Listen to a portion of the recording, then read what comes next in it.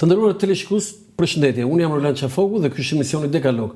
Për gjysmë shekulli, Dimitri Gjoka ai ishte nga ata që çdo mbrëmje thoshte pak a shumë këto fjalë. Mi mbrëmë, ky është edicioni qendror i lajmeve. E kush nuk e njeh Dimitri Gjokën? Një jetë në ekran, por dimensioni i figurës dhe personalitetit të tij nuk ishte thjesht vetëm një speaker në radio televizionin shqiptar publik i vetmi në Shqipërinë atë kohë, por edhe i disa televizioneve, televizioni kombëtar Top Channel, News 24 dhe Albanian Screen. Ne jemi mësuar me imazhin e tij ta u kthye në një model për shumë breza speakerësh, moderatorësh dhe jo vetëm. Por, siç thash, dimensioni i figurës së tij nuk ishte vetëm ai i prezantuesit ose siç thonë amerikanët anchors, njeriu i instaluar aty për të vënë lajmet. Regjisor, aktor, moderator, drejtues i sa festivaleve dhe i spektakleve të ndryshme, Dimitri Gjoka pa diskutim që është një nga personalitetet më të larta të televizioneve shqiptare. Unë kam kënaqësinë të zhvilloj një intervistë sot me zotin Dimitri Gjoka, një intervistë jetë që pak a shumë titullin e ka Një jetë në ekran. Dimitri Gjoka, të falenderoj shumë që pranove ftesën. Faleminderit, është kënaqësi të jem i intervistuar sot nga ju si një gazetar i cilësisë së parë, nëse do ta cilësonim kështu, domethënë, është kënaqësi që jam në studion tuaj të mrekullueshme, në dritaren tuaj, nga ku shifet nga mjaft teleshikues në mbar trojet shqiptare. Zoti Gjoka, ta thrasësh i mik Zoti Gjoka se si duket lart, unë do të thras Dimitër. Ma lejon këtë besoj. Faleminderit. Do të thënë është larg etikës në një intervistë, unë do të thras Dimitër sepse të kam mik prej shumë vitesh edhe unë jam rritur me atë imazhin, do të thënë parasysh se ne i thosh gjithmonë vetë koleg, po duhet ta them këtu i vogël kur dilte Dimitri atje mi mbrëmë. Po japim revistën televizive, do të ishte një gjë. Shikues të nderuar, mirëmbrëma, është edicioni qendror informativ këtu në ekranin e radio televizionit shqiptar. Wow! Sa herë kam dëgjuar unë këtë? Do të thënë, ky ishte një surprizë që më bëra mua. Faleminderit. Çfarë kanë qenë këto më shumë se 5 dekada në televizion Dimitri Gjoka? Kur e dëgjon kështu të duket si lashtësi fillimi. Sigur vjen nga lashtësia, në fakt janë shumë vite mundi djerse, por më shumë janë ato strapasimet e para për të startuar, për të hyrë, për të qenë dikushi në atë çka mua mu dha mundësia mes shumë të tjerëve që të isha një nga zërat e Radio Tiranës këtu e kaq vite para që daton 1975. Dhe pasaj tërë jetën? Ishte një kohë e largët edhe më kujtohet si tani, unë si padashje hym në histori për të treguar se si unë startova.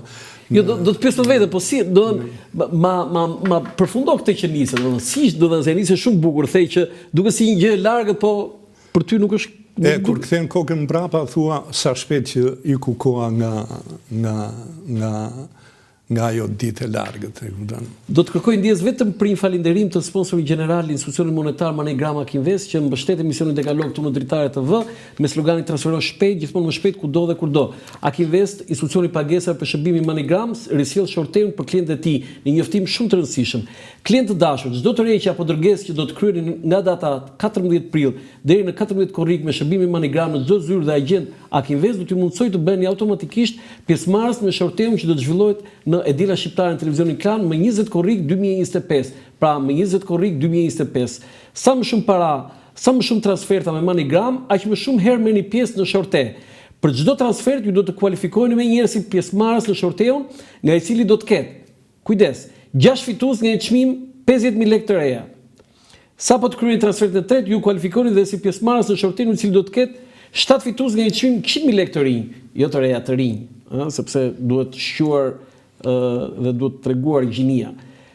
Pra, 6 fitues me çmim 50.000 lekë të rinj dhe 7 fitues me çmim 100.000 lekë të rinj. Përdorni pra MoneyGram dhe fitoni. Edhe një herë, faleminderit MoneyGram, Institucioni Monetar MoneyGram Akinvest që mbështet emisionin Dekalog këtu në Dritare TV. Dhe ju kujtohet edicioni i parë i lajmeve, sa ishte data, se fat 1975. 75. Kujtohet pak a shumë dita? Ka qenë nëndorë. Nëndorë? Po, Sa nëndorë? I bje fillimi i nëndorit. Fillimi i nëndorit? Dhe ishe në Radio Tirana, aty është kontakti parë? Kontakti parë. Ishim në studio me një nga forcat mrekullueshëm të Radio Tiranës, Vironoti. Po? Dhe sigurisht shumë të tjerë të interesuar për të më dëgjuar dhe unë, nëse do më lejosh të bëj pak hyrje para se të startoj. Do dhe po të bëj këto, që ndodhi, pse të morën ty aty? Po, unë isha ushtar. Çfarë ishe? Ushtar. Nga ushtar ti ke fituar të drejtën aty? Ushtar i Republikës Popullore Socialiste. Ju ishit ushtar, mos më thoj, tani ushtar i qethur zero. Ti ke qenë. Po, sigurisht. Ishe kokën e qethur zero? Isha me kokë të qethur zero. Ore, keni i foto me kokë qethur zero duke dhe lajmet? Si duket ishte freskuar koka, kupton edhe merte ajër. Dhe ju ishit ushtar këtu në Tiranë? Isha ushtar të regjimenti i helikopterëve. Në Fark? Në Fark. Po? Nga Vlora dhe vëdhën në aty? Po, për të ardhur aty. Mbarova maturën dhe kisha 2 motra mbi vete. Maturën në Vlorë? Në Vlorë. Kisha 2 motra mbi vete, cilat u kishte dalë drejt e studimit dhe ne të tjerët që vinin mbrapa ishim të djegur. Nuk lejoj më shumë se një, ne kishim 2. Ne kishim 2 dhe jo më i treti dhe i katërti pastaj. Dhe dritroa Golli tha atë të famshme që qofse do ishin vëllezërit Frashi sot tha do jetonin sot tha, vetëm Avdyli tha do ishin me shkolltar tha, Samiu dhe Naimi tha nuk do kishin diplom tha. Po, shumë e bukur. Edhe aty në regjimentin e helikopterëve zhvilloi një takim teatror midis regjimenteve dhe fati i madh ishte që ne na erdhi përgjegjësore Marie Logoreci. Wow! Për mua ishte një ëndër, po kur erdhi aty, domethënë unë u befasova sepse unë në tërë vitet e gjimnazit edhe në 8 vjeçare në Vlorë isha aktivizuar me teatrin e profesionistë të Vlorës. Ashtu sikundër bënim edhe këto konkurset, takime teatrore midis shkollave të mesme ku unë u dallova dhe isha një ndër personazhet që teatri profesionist i Vlorës më troqi si figurant, domethënë si amator për të më aktivizuar në ato pjesë teatrore që kishte nevojë për rolet të dyta dhe të treta që nuk i plotësonin dot aktorët profesionistë. Kështu që unë erdha i mbartur me atë mendim dhe ishte një kënaqësi e madhe që Marie Logoreci do të vinte dhe do të vinte në skenë me ne një dram Mulliri Kosbardit në mos gaboj dhe ajo më dha rolin kryesor. Aty u dallovan në shkollë.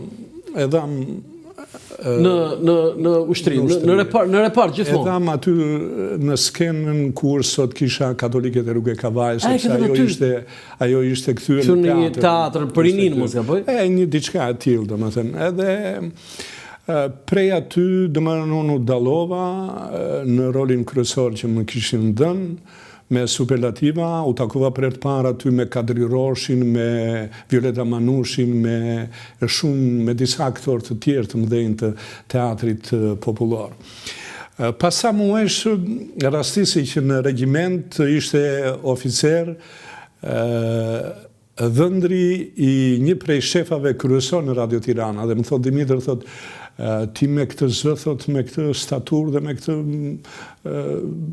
njohuri, thot, që ke për artin, thot, bëhet një konkurs, thot, në Radio Tirana, thot, mund të shkosh, thot, do të them unë, thot, datën kur do të organizohet. Dhe në fakt ashtu ndodhi, në datën dhe orën e caktuar, unë mora leje nga regjimenti, edhe shkova atje, edhe me thënë të drejtën, u gjenda mes mbi 300 konkurusve të ardhur nga gjithë trojet shqiptare, mësues, inxhinier. Për speaker në radio? Për speaker, sepse ishte hapur konkursi, kush dëshironte të vinte, kush vende të vinte të konkuronte. Dhe ishte atyre që emërimet kush marronte shkollën, emërimet ishin më të shumta të fshatrave, e kupton, fshatrave të largë, dhe njerëzit për t'u shpëtuar, domethënë, sipas mundësive dhe aftësive, mendonin që mund të konkuronin dhe të bëheshin edhe ata pjesëtar të Radio Tiranës. Çuditërisht në fund, pasi më dëgjojnë, e kupton, një entuziazm i madh, ka ardhur një Kiço Fotjadi i dytë në Radio Tirana. Atëherë duhet të theksoj që Kiço Fotjadi ishte speaker i parë i televizionit shqiptar. Njëkohësisht, ai ushtronte të dyja spikerimet edhe në radio, edhe në televizion. Por e kishin dënuar për një arsye në biografi dhe ishte larguar nga mikrofoni i radios. Nuk e di, diçka e kishin spionuar, diçka në një scenë në biografi, por shumë të largët që dhe kishin hequr, ëh? Nuk edhe kishin hequr për Kiço Fotjadi. Kiço Fotjadi. Po atë njeri të jashtëzakonshëm, atë zë të pakthyeshëm, e kupton që nuk besoj të përsëritet më për atë timbrik, për atë forcë, për atë potencë, për atë statur. Do të pyes për këto. Tani vazhdojmë ty. Ti edhe konkursin dhe të gjithë erdhi një Kiço Fotjadi dytë dhe kjo më emocionoi, domethënë sepse unë e njihsha Kiçon, jo vetëm që ishte i Mariote, ishim patriote. Çka ka nxjerrë i Mara, po se të pyes. Por në prove sipër, nga emocioni filluan duart të më dridhen dhe më ranë të gjitha letrat në tokë. E kujt nuk i ka rënë atij që ka dalë për herë të parë? Ishte emocion shumë i madh sepse unë e lidhja veten me avenirin, me të ardhmen edhe doja që të ranë letrat. Ranë letrat. Çfarë thanë ata? Ranë letrat, por nuk ra bindja në vete që unë do ta bëja dhe do të realizoja dhe do fitoja se s'bën, domethënë atë kështu. Pastaj më thanë në fund që shko, se pas disa ditësh ne do ju njoftoj. Më thashëm, po ç'ne tani të gjithë këta të tjerë që kanë ardhur me shkollë të lartë, me gjithë ato njohuri, me kështu unë ushtar, ç'e do më japin mua. Ushtar Kukazero? Po sigurisht. Po kështu kur vajta ti i veshur ushtar apo si? I veshur ushtar. Ushtar ke konkuruar? I veshur ushtar. Po s'kisha ku t'i gjeja dhe rroba civile dhe po doja, kupton. Dhe pas 3-4 ditësh më thret komandanti i regjimentit, më kujtohet, ishte një burr i mrekullueshëm dhe më thotë, hajde këtu, thotë, shkova, unë thash, çka ndodhur? Jo, thotë, qerata i madh, jo, thotë, kush ka dhënë leje që të shkosh thotë në Radio Tirana? Shefi shtabit, i thash unë. Shiko, thotë, aty ndryshoi atë çerën, e fitu bë më i qershur, më nga serioziteti i komandantit të një regjimenti të madh, siç ishte regjimenti i helikopterëve. Dgjoj, thotë, nga sot e tutje, thotë, ti do kesh thotë krahas shërbimit në regjiment, do jesh dhe i jashtëm në Radio Tirana. Ka ardhur një letër që ti ke fituar konkursin për të qenë pjesëtar i kolektivit të Radio Tiranës. Ç'mund të ndjente njeriu në ato momente? Çfarë bërë në ato momente? Por nuk e di, ku diun, fluturoja, isha, domethënë, nuk e dash vetë. Kujt ja the të parën këtë lajm? Po sigurisht shokëve në radhë të parë, pastaj komandantit që më mbulonte mua aty, e kupton? Edhe shumë shpejt u përhap fjala, e kupton? Fola në telefon me prindrit. I morë prindin telefon? Shokët me të afërt. Çfarë tha babai dhe mamaja kur u the? Po mbaj mend ti mat që unë nga shrye në telefon, e ndjeva që unë nga shrye dhe... Ciao. Po, mirë birë, thot, ti e di, thot, lufto për avenirin tënd, e kupton. Është një... Në Vlorë rinde babaj atë? Po, në Vlorë. Është një gjëtha që tu dha, tha, dhe ti kape prej brirë është dhe mos e lëshon. To ishin fjalët e Timeti. Sigurisht që më dhanë krah, edhe unë me atë këmbguljen, sepse përveç kësa ishim dhe këto që kolegët e mi, do me shokët e mi të gjimnazit, ishte dikush për doktor, dikush për inxhinier. Kishin fituar shkolla dhe? Kishin fituar shkolla, ata shokët e mi të afërt, ishin në Tiranë, e kupton? Dhe unë kisha marruar me rezultate, do me thënë, jo shumë të mira, po do me thënë me rezultate mesatare. Se ty t'ishin prerë krahët nga rregulli. Sigurisht. Edhe, do me në kjo ishte ajo atmosfera e asaj kohë, do me thënë, e nëntorit 1975-ës. Pastaj më caktuan me një orar nga ora 8 dhe me 11 të natës në Radio Tirana. Dhe çfarë jepi? Jepi edicionin? Po, filloja me të shtunave dhe të dielave që ishte pushim nga profesionistët, unë jepja revistën radiofonike të mbrëmjes që fillonte në orën 20. A të kujtohet edicioni parë fare? Revista e parë fare? Po, dhe çfarë the? Pak i emocionua në kuptimin që, domethënë, si çdo herë parë, në çdo profesion të jetës, domethënë njeriu është i emocionuar. Çfarë the? Ishe vetëm? sigurisht, vetëm dhe teknika më rrapë. Jo, vetëm, jo me partner. Jo, nuk isha... Vetëm, dhe çfarë tha, cili ishte, e manë mund formulën? Po është formula që ishte standard, ju flet Tirana, po japim revistën radiofonike të mbrëmjes. Kjo ishte deviza. Do thënë, ju flet Tirana, edhe njerë? është revista radiofonike, po japim revistën radiofonike të mbrëmjes. Ora 8? Ora 8. Ua! Dhe më pastaj fillonin muzikë klasike, nga ora 8:30. Jo, pritje, kur e the këtë, mbas asaj të morën telefonat, thana, çfarë? Sigurisht ishin përgëzimet e... Se të ka dëgjuar gjithë Shqipëria? Ishin përgëzimet e... Po, gjithë Shqipëria... Nëntor 1975. Po, sepse televizionet ishin shumë pak atëre. Po, jo, po të televizion... Nuk ishte aparate televizive. Radio ishte shumë e dashur... Radio kishin gjithë. Ishte shumë e dashur në familjet e gjithë secilit shqiptar. Domethënë, nuk ishte familje shqiptare pa radio. Dhe ty të ka dëgjuar gjithë Shqipëria. 3 milion banorë. E pa diskutueshme. Tani, ai njeriu që ishte emocionuar më shumë kur dëgjoi zërin tënd. Kush rezultoi? Shefi i departamentit informacionit. Kush ishte ky? Taço Katro. Dhe çfarë tha? Po ata ishin në punë dhe ishin në zyrë, të entuziazmuar, erdhen kur mbylla mikrofonin, erdhen me superlativa, me... Wow! Edhe unë ndjeva shumë, sa do që isha shumë emocionus, do më thënë, po ndjeva dhe unë një knajsi që më vlerësuan, do më thënë, që në startin e parë që unë dola mirë, do më thënë. Babi dhe mamaja të këshin dëgjuar? Po, sigurisht. Fole telefon të dëgjuan birë? Të nesërmen u morën telefon. Po? Dhe qëfar tha mamaja, babi? Ishin, do më thënë, nuk e di, duhet të ndjesh atë ndjesinë e prindit për fëmijën. Shumë bukur. Një kënaqësi e jashtëzakonshme. Jo vetëm, po edhe motrat, e kupton, edhe motrat ishin shumë entuziaste, shumë... E mori vesh gjithë Vlora këtë? Po, fillimisht, gradualisht. Që ky është djalë ynë? Po, gradualisht. Po i Mara?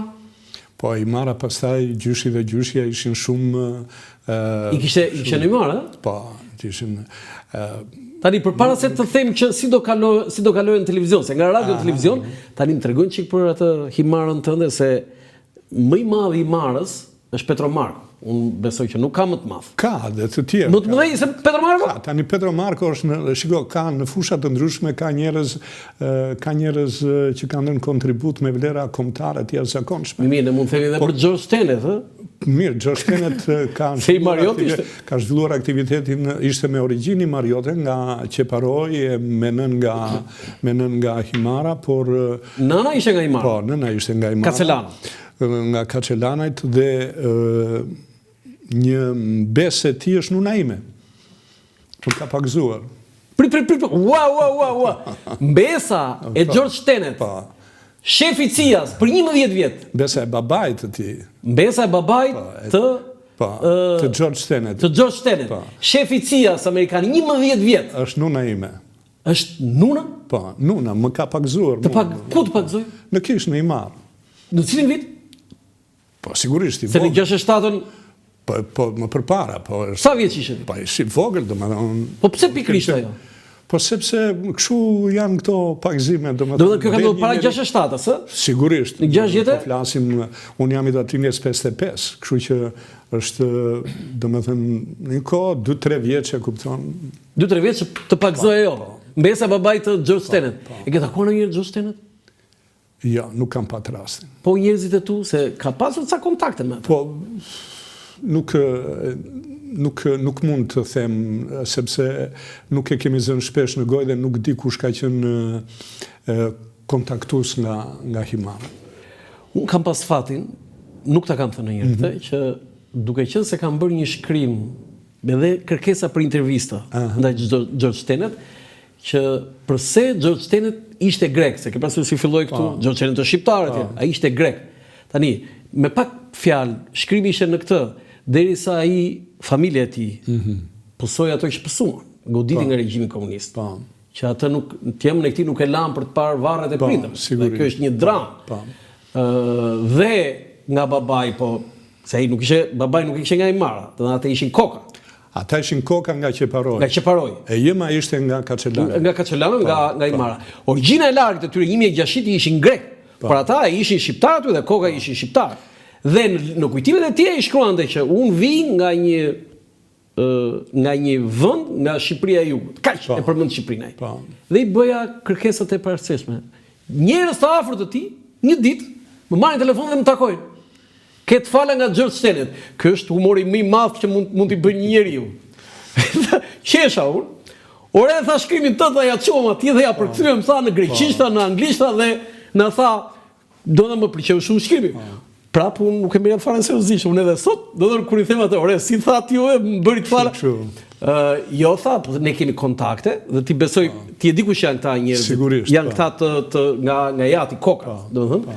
Dhe ne kemi një marrëdhënie me të shumë të afërt tani, sigurisht mbas vitit 90, dhe ai lexonte çdo gjë nga Shqipëria, por për hir të vërtet, për qenë korrekt, I vetmi personalitet I njohur në Shqipëri që ka takuar George Stenet dhe që ka bërë bisedë Sali Berisha. Jo, Sali Berisha si po themi në atë konferencën e famshme. Që ishte po, në konferencën e famshme. Jo, ka qenë shkrimtari Nashi Orgaq. Nuk e di këtë fakt. Që ka bërë një ndërmjetësim. Po, domethënë ti më habitet se unë nuk e di këtë që ti pas ke lidhje me shefin. Në 97 nga qenë Imar apo jo? Ja, në 97 jo. Nuk ka qenë. Se ky ka qenë diskutimi dhe debati më I madh këtu. Do të George Stenet nuk ka qenë Imar. Tani, më trego pak për origjinën tënde në Imar. Por përpara se të vim tek kjo pyetje juaj, le të mbetemi tek personalitetet e shjuara të tjerë himariot. Pa mi thuaj një. Ashtu siç përmende vërtet që më lart se Petro Marko nuk ka. Petro Marko është Odise Grillo, shkrimtari më I dashur për fëmijët. Patjetër se jemi rrit me këtë. Është një personalitet I madh I vjershërimit për fëmijët ku brezion edhe shumë breza. Jemi rritur me të, ka në një që s'ka lexuar një prall nga ai me vjershat e tij. Ashtu sikundër korifeu I teatrit shqiptar Robert Nrenika. Ora, origjina e Robert Nrenika është nga Vunoj. Mirë, po thënë nga Imar. Robert Nrenika nga Vunoj. Nga Vunoj, po. Do nga Edi Rama. Po. Edi Rama është nga Vunoj. Nënën ka nga Vunoj. Nga Vunoj, Ore, ç'keni nxjerr juve të Bregut të re, por si ka mundësi më njerëzit më të mençur Shqipërisë dalin andaj? Po shiko. Bregu është midis detit dhe malit. I ka të dyja, ka edhe malin, ka edhe detin. Dhe njeriu I Bregut është, domethënë, aq I dashur, I ëmbël, I qetë, siç është deti I qetë. Dhe aq I ashpër sa mali. Sa mali, por edhe sa deti kur është I dallgëzueshëm me kujton kur është aq dhe sa mali kur ka suferinë dëbore dhe gjëmime, nga që dhe afër është dhe mali I vetëtimës. Unë them që po themi produkti më I bukur, domethënë beautiful mind është Petro Marko. Megjithatë, ti ke atë listën tënde. Dhe ju, konkretisht familja juaj, Gjoka, se Gjoka kështu ngjan si nga Mirdita. Gjoka sipas origjinës sa ardhur, domethënë ne kuptohet që jemi autokton aty, domethënë jemi autokton. Nga Imar Aimar, derisa ne kemi mundur të arrijmë dhe të gërmojmë në histori për të parë se sa larg na shkon pema gjenealogjike e jona. Kemi rritë që jemi autokton, domethënë deri 200-300 vjet, se më tutje nuk kemi shkuar dot sepse nuk kemi patur, nuk kemi gjetur të dhëna, Por gjithsesi është nga ajo e Skënderbeut, do thënë ajo historia që pak a shumë. Nuk kemi gjë të shkruar. Nuk kemi gjë gojdan të transmetuar për të më shumë se sa 300. Teoria është që mirëditorët erdhën në atë zonë në 1400, pas vdekjes së Skënderbeut dhe një pjesë ikën në Itali, një pjesë ngelen aty. Nuk duhet të marrim këtë sepse aty ka patur të mirëqen, sepse aty ka patur familje autoktone vendalie, nuk është se ato treva kanë qenë bosh, kanë qenë pa familje, pa sigurisht që kanë lëvizur, kanë ardhur nga lumi I Vlorës, kanë ardhur nga vende të tjera, nga Korça, kanë ardhur shumë, nga që vinin shumë ustallar dhe shumë shtëpi në krajinën e Imarës janë të ndërtuar nga ustallar, nga Korça, e kupton? Sepse kjo merret sikur pas vdekjes së Skënderbeut erdhën dhe populluan Himarën. Jo, Himara ka qenë e populluar edhe përpara ardhjes djalit të Skënderbeut me ushtrinë e vet, kupton, pas vdekjes së Tjatit. Gjoni, sepse Himara ka qenë sipas leximeve dhe sa njohim ne, domethënë nga të thënat edhe nga dëgjimet, domethënë ka qenë shumë e banuar. Ka qenë shumë e banuar për vetë faktin që kalaja e Himarës daton 4000 vjet. Sipas Jo, sigurisht, ai është vetëm një moment historik kjo që thash. Po, sigurisht është kalaja e Borshit, e kupton.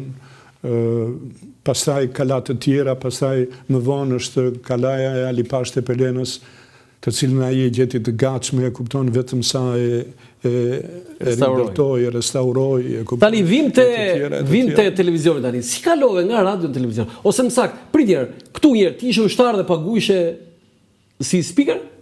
Po, merja honorare. Sa ishe honorare? Po tani s'më kujtohet mirë, po merja honorare të mira. Të dilte muaj? Për çdo muaj merja honorare, sepse isha për çdo ditë i angazhuar nga gati 3 orë. Sigurisht që do bëhet, do rrje tjerë në repart ushtarak ti? Po, sepse ishte ana tjetër që ishin rregullat, kështu ishin rregullat. Për çdo bashkëpunëtor që vinte paguaj. Paguaj. Çdo bashkëpunëtor, jo vetëm. Pastaj ti shkoje i veshur ushtar çdo ditë apo? Sigurisht, çdo ditë i veshur ushtar. Ushtar ti jepi lajmin atij, ë? Po. Dhe sa zgjati kjo që punove në radio? Gati 2 vjet. 2 vjet. Dhe pastaj si kalove në televizion? Pastaj erdha në Akademinë e Arteve, domethënë konkurova, nga që nuk më dilte drejta. Nuk më dilte, po sigurisht kisha bërë një emër. Nga që nuk më dilte drejtë e studimit, vendosa të konkuroj në Akademinë e Arteve për aktor. Për aktor. Dhe kë kishen komision? Po ishin korifejt e teatrit. Sa të frikshëm i ishin ato. Ishin me piromani në krye. Piromani kryetar? Po. Ishin vetë 15 aktor dhe përfaqësues nga ministria. Domethënë ishte do të piromani kryetar, po ca antar të tjerë, më thuaj ca antar të tjerë? Po, ishte Violeta Manushi, Sato Ktrova, Timo Floko, Robert Mrenika, e të tjerë. Do të kesh në komision këta yjet e teatrit dhe të filmit. Të dridhen leqet e këmbë. Po si fitove? Tani unë isha shumë i përgatitur. Të thashë ajo radio mua më futi në një kanalizim të tillë që po tjetër. Unë fillova të përgatitesha shumë seriozisht me njerëz të mrekullueshëm të atij viti që unë shkova në Vlorë, siç ishte Liza Laska, aktoria jon e mrekullueshme teatrit dhe kinematografisë, Vasilaj Godo,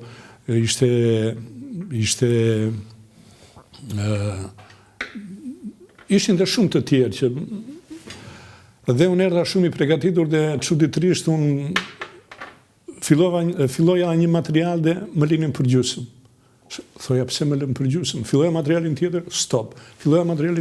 A thash unë, do të ta.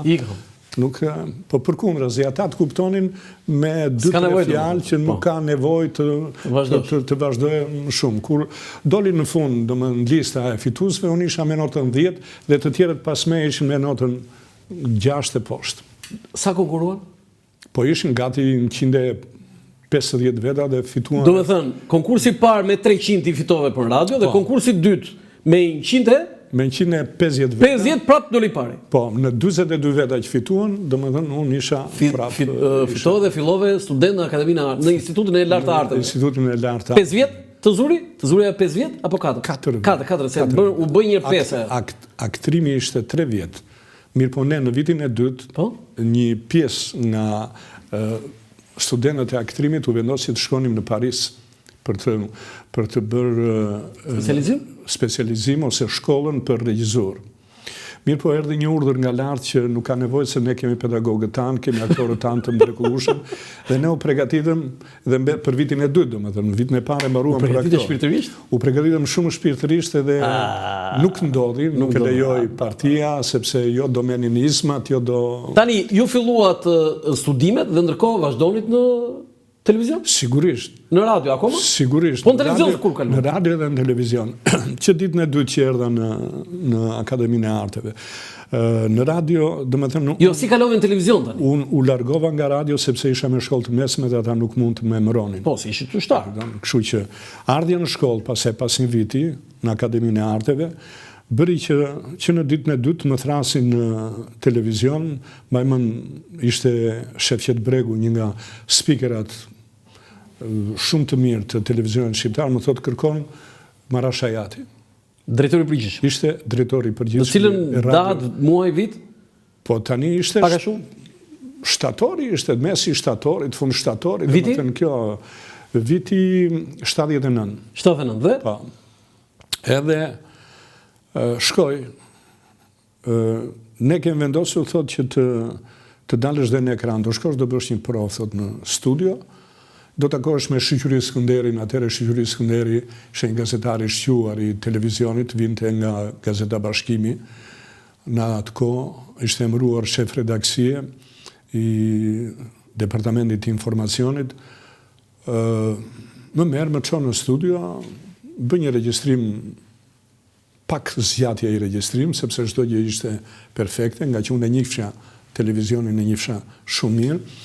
Bëhet regjistrimin dhe sa marroj regjistrimin, thot nesër ke orarin orën 4, thot e kupton. Edicioni i lajmeve orën 4. Po, nesër. Kështu që unë fillova. Sa vjeç ishe? Po isha te 20 e ca vjet. Sa? Se do të pyes edhe për sa vjeç ishe në radio kur dhe lajmet për të Po parë? isha 23-24 vjeç. Tu, po kur dhe në radio? Po, në radio isha, domethënë 18-19? 19. 19 vjeç. 19 vjeç. Besoj miri, speaker miri? Speakeri miri, mi dopti më. Ishe kështu bio, do nga të drejtive. Po, dhe fillove dhe lajme ditën tjetër vetëm? Po, vetëm. Vetëm, nuk.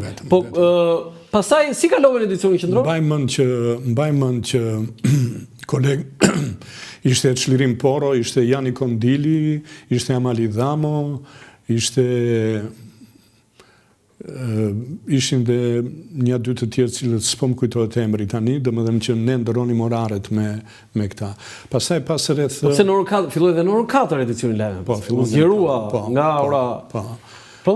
Edhe gradualisht, domethënë televizionin shqiptar filloi të zgjerohej, domethënë nga ora 6 që fillonte deri në orën 10-11, pastaj filloi u bë në 4, pastaj mori 24 orë për 7 ditë të javës.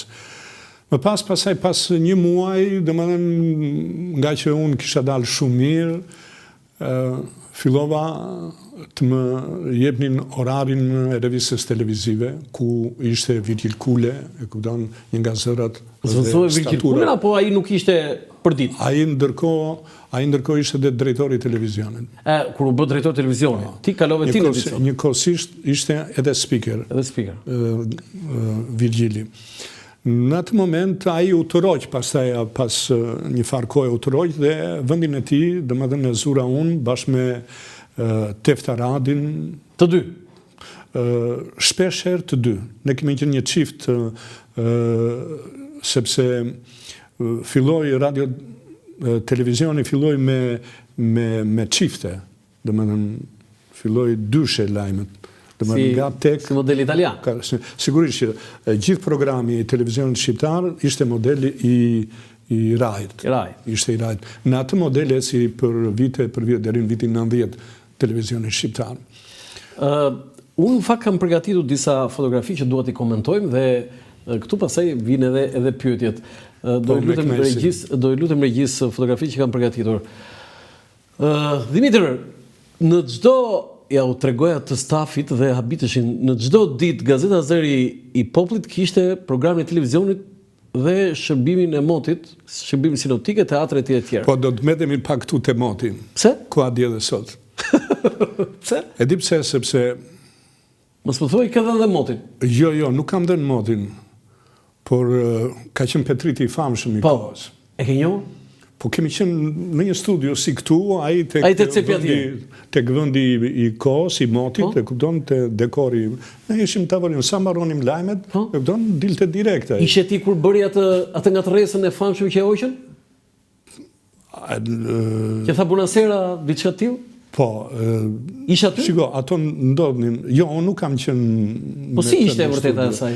Nuk jam në gjendje që jo, në këto raste njeriu emocionohet. Do thënë, me pak fjalë për gjithë ata, Petriti, si Petriti ishte, shiko. Petrit kush? Se s'më kujtohet mbi emri? Petrit... Dhe unë tani... Okej, Leka. Ai jepte motit çdo mbrëmje. Çdo mbrëmje. Mbas lajmit. Ai vinte 2 orë përpara. Përgatiste sepse çdo gjë nuk ishte elektronike, ishte çdo gjë me dorë. Dhe i vizatonte? Ai vizatonte, i bënte presionin e ulët, presionin e lartë, i kishte ato numrat, i kishte gati aty, i ngjiste atje me 2 orë para. 2 orë para. Dhe ndoshta kjo ka ardhur nga që ai shkonte dhe dëgjonte motin te kraj. Dhe ishte familiarizuar me atë fjalor. Shkonte në dhomën ku vinte sinjali i televizionit. Brenda në televizion, po? Po, edhe ndoshta aty, domethënë si i ardhur shpejt e shpejt, domethënë për të marrë atë të fundit. Me tha Bonasera. Dhe në këto rrethana ndoshta aty ka dalë kjo pa. Ai ishte live? Po, direkt. Do të riti ishte live gjithmonë? Gjithmonë direkt. Do lajmet ishin live?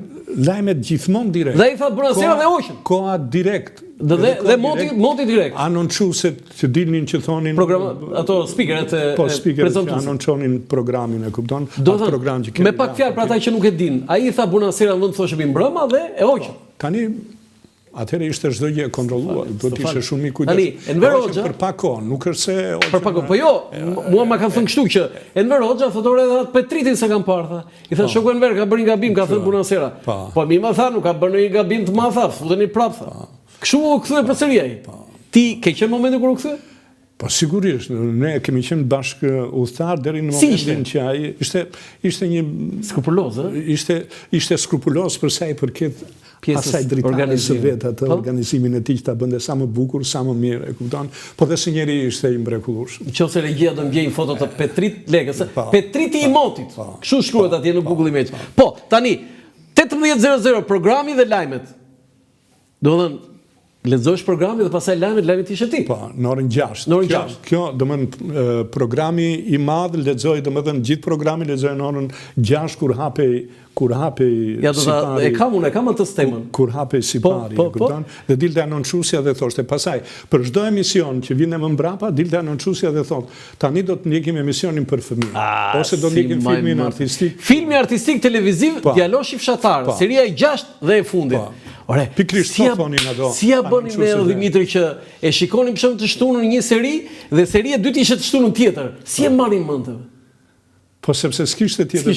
Çfarë do fuqe në memorie? Do, ajo ishte ngjizja që i bëj. Ti vetë lexoje te zëri popullit programacionin? Jo, nuk kisha nevojë sepse unë isha aty, domethënë. Foto tjetër? Sa më ka marrë malli, ë? Po, kjo ishte sigla para se të fillonte transmetimi në orën 6. Domethënë para se fill pasi shkonte ora 18, domethënë dilte. Jo, po kishte një gjë të bukur kjo. Në 17:45 filloni ca këngë të bukura. Si? Këngë të bukura në 17:45. Futej pak muzikë, jo këngë, pak muzikë. Po jo kishte edhe ca. Me muzikë. Dhe në 18:00 pip dilte Ylli Pushka Kazma. Ylli Pushka Kazma, dhe dilte speakera që jepte program. Dhe direkt pas asaj ishe ti. Direkt pas asaj ishin lajmet e orës 6. Dhe ishe ti. Kujt i binte radhë? Kujt i binte radhë, sigurisht, po ti në kuptimin. Foto tjetër?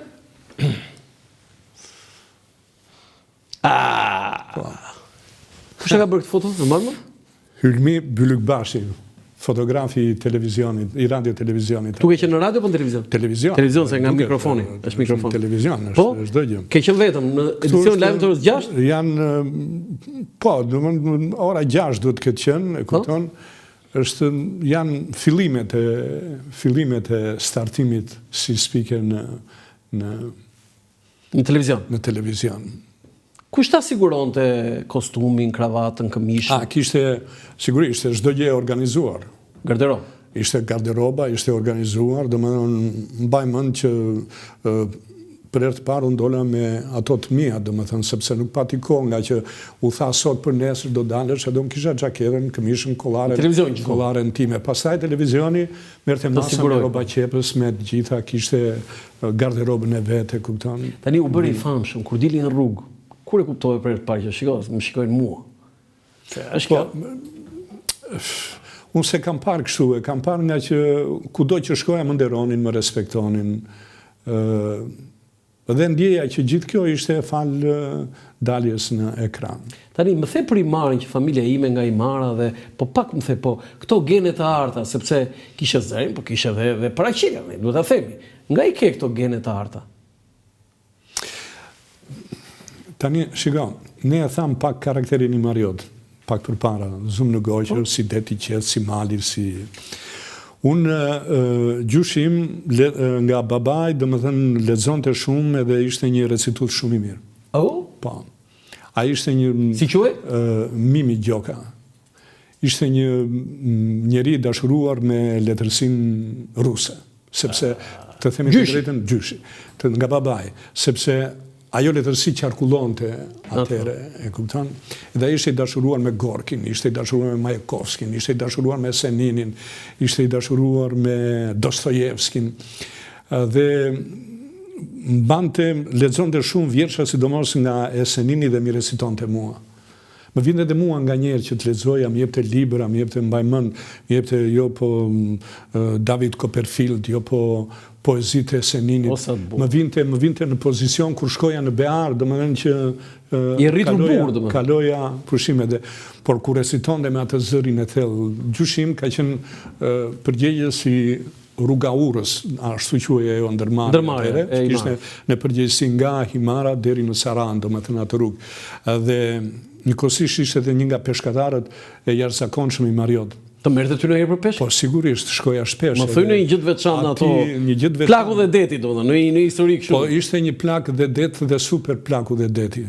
Sepse ai domethënë peshqit i vinin, ai nuk shkonte ti kapte domethënë. Si vinin peshqit mua? Po, domethënë ai ishte një peshkatar për oktapodët që domethënë e sillte oktapodin dhe mënyra e tij se si e sillte dhe vetë se kur e kapte me dorë mbi sipërfaqen e ujit edhe e plaste në shkëm. Nuk hynte si të tjerët për ta gjetur poshtë në ujë.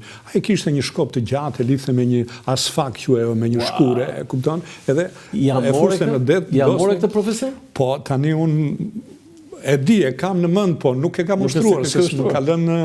Do jepje lajme, thoi, o do bëhe peshkatari? Isha larg detit, kështu që për vitet e moshës. Po Himara qa thoshe për spikerin e famshëm Dimitri Gjoka? Po ishin krenar. Shkoje shpesh në Himar? Po shkoja, njën 2 muaj, njën 3 muaj, çdo muaj, si pas mundësive, si pas... Si ishin i marrë, si të prisnin? Djo, ne kemi qenë një marrë, unë kam qenë një marrë dhe në moshën 6 vjeçare, pasi babajmë kaloj me detyra në Vlorë dhe ne u transferuam. Po ti gjithmonë ke lindur në Vlorë? Unë kam lindur në Imar. Në Imar ke lindur, e pasaj 6 vjeç ke ikur në Vlorë? 5 vjeç. 5 vjeç ke ikur në Vlorë? 5-6 vjeç dhe më kur fillova klasën e parë, dhe pasaj çdo pushim, semestri, pushimet e vitit të ri, semestri 2, unë shkoja tërkohë në Himar. Ani, si Mariot. Dhe nga ana e mamas kisha gjyshin i cili ishte... Edhe ata i Mariot? Një këngëtar i Mariot, sigurisht të 2 prindrit unë i kam i Mariot. I Mariot, po. Gjyshin nga mama ishte Koço Lazari, ishte një këngëtar i përsosur, e kupton? Ani, më the 2 emra këtu ti mua. Petro Marko, Odise Grillo, ka dhe të tjerë kam përsysh. Personalitete, Imara. Po ka Imara, plot personalitet. Mund përmendësh disa të tjerë? Po ka, është në Çomuko. Në Çomuko, pa diskutim.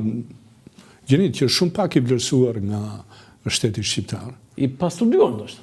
Mua më vjen keq sepse ai nuk studiohet as në shkollën e muzikës edhe në Akademinë e Arteve dhe as në Fakultetin e Gjuletërsisë. Ajo polifonia aty me shtat zëra... është, për shembull, unë mos i pres veshit, isha me një kompozitor i cili ka bërë një këngë të bukur me motivet e Erdi Prilli shkriu Bora të Ne Çomukos dhe këndon... Kush e këndon? Jo... Këngëtar e re? Ne, se këndon një nga këngëtarët tona, Edhe kur e mora në intervistë nga që jam duke bërë një dokumentar pikërisht për këtë, më tha, jore, tha, unë e di popullore, tha, se poshtë ka siglën popullore. Ja, këto që ishtin emrin popullore. Ate ka bërë në Çamuko. Dhe kjo humbja e emrit të tij erdhi për vetë faktin, sepse një vllai i tij në kohën e regjimit të Zogut ishte ministër edhe me ardhjen e pushtetit, çdo gjë e pushtetit komunist më pas, domethënë, e lanë në hije, e lanë pas dore dhe krijimtaria ti doli poshtë vetëm popullore. Për shembull, ai është autori këngës O me Korçara sa bukurie. Në Çamuko? Po. Po më habit me këtë. Është jo vetëm një këngë, po janë nuk e ka emrin të shtuar. Janë disa. Nuk e ka emrin të shtuar. Ka në librin e tij, domethënë. Po mirë, tani kujt ja kushtonte ky këtë? Ja ku Tefta Tashko Koçës. O më Korçara bukur? Po. Ua, po si e kemi kënduar ne pa ditur kujt ja kënduar? Jo vetëm kaq, po është O moj Korçare bukurie, ja kushtonte Tefta Tashko Koçës.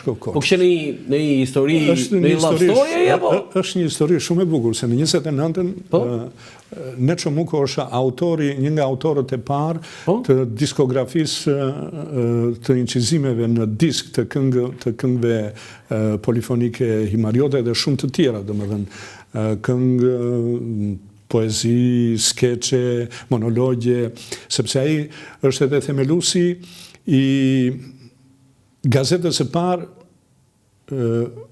humoristike shqiptare. Si quhej gazeta? Pif Paf. Pif Paf? Po, sa e bukur. Në vitin 1928.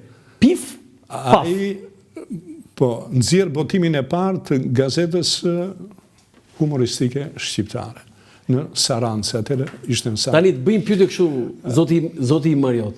Kur dëgjon këta ti që thon Himara jo greke ose në një shpallet Himariot që s'është fare nga Himara, edhe duke shpallur Himariot thot jam grek, tani një përgjigje nga Dhimiti Gjoka. Nuk po them emra, se e di unë ti je kështu domethënë i kornizuar. Si ju përgjigjesh ti? Demokracia ka një të mirë që njeriu mund të deklarohet si të doj, edhe për çdo shtet që të doj. Po? Por një fakt është i pamohshëm. Po? Që gjua greke është prezente në Himar. Gjua e nënstime është greqishtja. Sepse jeni biling. Jeni dëgjues. Dëgjues, por jeni shqiptar. Nuk e dim. Si nuk e dim? Ti nuk e di se ç'e? Nuk e dim. Të lutem, kur Akademia e Shkencave e Republikës së Shqipërisë nuk del me një definicion për të thënë që Himara është greke apo shqiptare, e kupton? Nuk ka të drejtë askush të japi. Jo, prit këtu më zë makina mua. Të tillë. Të lutem, çdo njeri është në vetdijen e tij është i pandaluar të deklarohet japonez, kinez, jo, ti çe je atë? Italian. Ti çe je, shqiptar apo grek? Tani unë jam dy gjuhësh. Këtë e diu. Gjuha e nënstime është greqishtja. Po shqipja ç'është për ty? Të lutem, gjuha e nënstime është greqishtja. Jo, ç'është shqipja atëherë? Shqipja është gjuha që unë u rita edhe zhvillova jetën time. Atëherë po të them drejt për drejt, ti je shqiptar apo grek? Unë jam i Mariot. Po e kujt është Himara? E Shqipërisë. Do të një shqiptar. Po është brenda territorit të Republikës së Shqipërisë. Jo, brenda territorit kemi edhe ca brenda territorit të Serbisë në Luginë e Preshevës, po ata janë shqiptar. Po janë minoritete, kupton? Ato janë minoritete. Jo, ajo historia juaj dihet që ajo bëni tregtim me Korfuzin dhe dhanë morën dhe mësuan greqishte. Të lutem, unë nuk jam i përgatitur. Jo, të kuptoj po. Dhimiti Gjoka është shqiptar? Unë jam i Mariot. Po mi, ma thuj që je shqiptar pse? Po jam i Mariot për atë më shumë çfarë të them unë. Jo, po ti je i Mariot, je shqiptar. Ai që konkluzionin dhe teleshikuesi që na shikon. Okej. Kalojmë në foto tjetër. Më pëlqeu shumë kjo foto e parë. Tani kemi disa foto. E ke këtë foto? Po, e kam këtë foto. Unë e kam nxjerrë për të parë në Atëre, ju jeni aty me bluzën me viza. Do të jeni 88, 87. Këtu është Departamenti i informacionit i televizionit shqiptar para viteve 90, domethënë në Alfons Gurashi. Alfons Gurashi. Amalia Adamo. Afrodita Sokoli. Afrodita Sokoli e? Wow, sa e rreth. Kazimir Shtino Lart. Pushkin Lubonja? Po, Pushkin Lubonja. Po ai atje? Bujar Kore. Bujar Kore. Po ai? Tomor Topore. Po? Astrid Kazaferi. Po? Agim Seseri. Po? Po ai tjetri? Në cep? Ai lart fare, Astrid Kazaferi. Po, ky? Se lam një mangut aty. Ky i pari aty, poshtë. Ky i pari, tham, Seseri, Agim Seseri. Po, më portretizojnë që këta, si isha Alfons Gurashi? Për punën që bënte ishte absolutisht i paritshëm. Si isha reporter kudo? Alfons Gurashi, Kazimir Shtino dhe ai lart fare, Astrid Kazaferi, ishte treshja që mbulonte çdo aktivitet politik dhe të rëndësishëm në Republikën e Shqipërisë. Ku shkonte Enver Hoxha, shkonin këta? Ku shkonte qeveria. Enveri dhe partia po shtetet. Po, ku ishin aktivitetet më të rëndësishme. Tani prit një. Ti vete ka takuar ndonjëherë Enver Hoxha? Unë jam përballë me atë në Parlamentin Shqiptar ku bëja regjin e Parlamentit Shqiptar. Dhe çfarë ndodhi? Dhe në një moment kisha dëshirë të takoja, sigurisht si çdo njeri në atë kohë, dhe unë zbres nga autobusi, kisha regjin, po i alë teknikut, krye teknikut, i them që beti hapjen se unë do shkojnë çik poshtë në sallën e parlamentit. Dhe nëse ke parasysh është korridori, nga hyet, dhe në një moment, nga që unë kisha krijuar njohje edhe me shoqëruesit e tij edhe me dhe unë ndodha aty kur ai erdhi për të hyrë brenda në sallë, në podium, edhe më thot 3-4 hapa Gjoka thot. Bjevër? Po. Në Bjevër thot Gjoka si e? Enver Hoxha. Se ju i Mariot thot, keni nxjerrë thot, jo vetëm njerëz të pushkës, edhe të penës thot, po keni nxjerrë dhe orator shumë të mirë thot. Për kohën ajo ishte një dekorat kështu të rrije 20 vjet kështu. Po, domethënë ishte një gjë për një vlerësim që i bëri Himarës në tërësi, e kupton? E takove? Jo, nuk u takova. Vetëm kaq thirrje kaq. Vetëm kaq. Folëm shumë faleminderit i thashë, e kupton? Kaq ishte. Më emocionove? Po sigurisht tani për kohën detyrimisht që do të emocionohesh edhe do kishe. Tani, a ka ndonjë lajm në orë të shoh deri në 90-91 që ti e mban për një arsye, se lajmin e vdekjes së Enver Hoxhës që e mbani mend, besoj e ka dhënë, mos gaboj, e ka dhënë Virgjil Kule?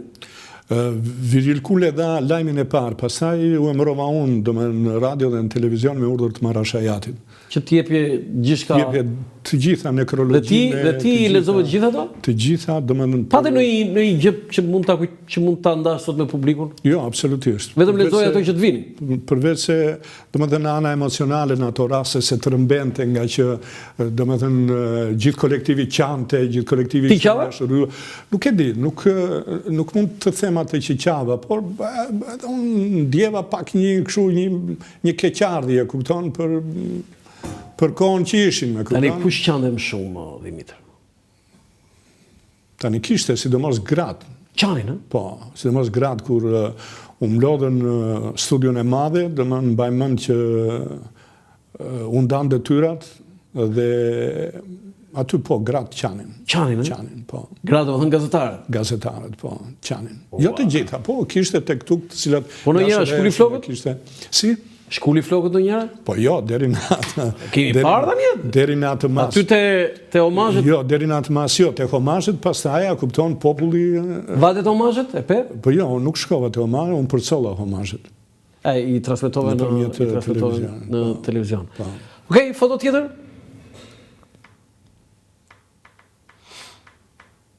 Edhe kjo është një foto, po më e vonshme kjo.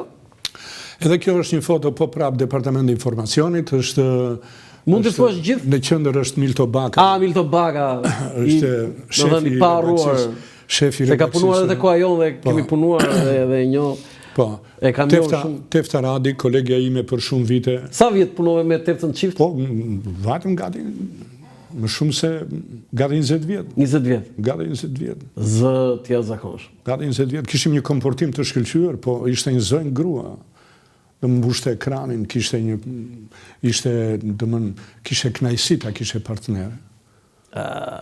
Tani të tjerët mund të Amalia pra. Amalia Dama, Ferdinand Samargjiu, e kënon Bujar Korja, një nga operatorët e mrekullueshëm, Vladimir Grillo lartë mbrapa meje. Lart pa atje me viza? Po, ai ishte erdhi nga Elbasani, ishte Artur Himçi.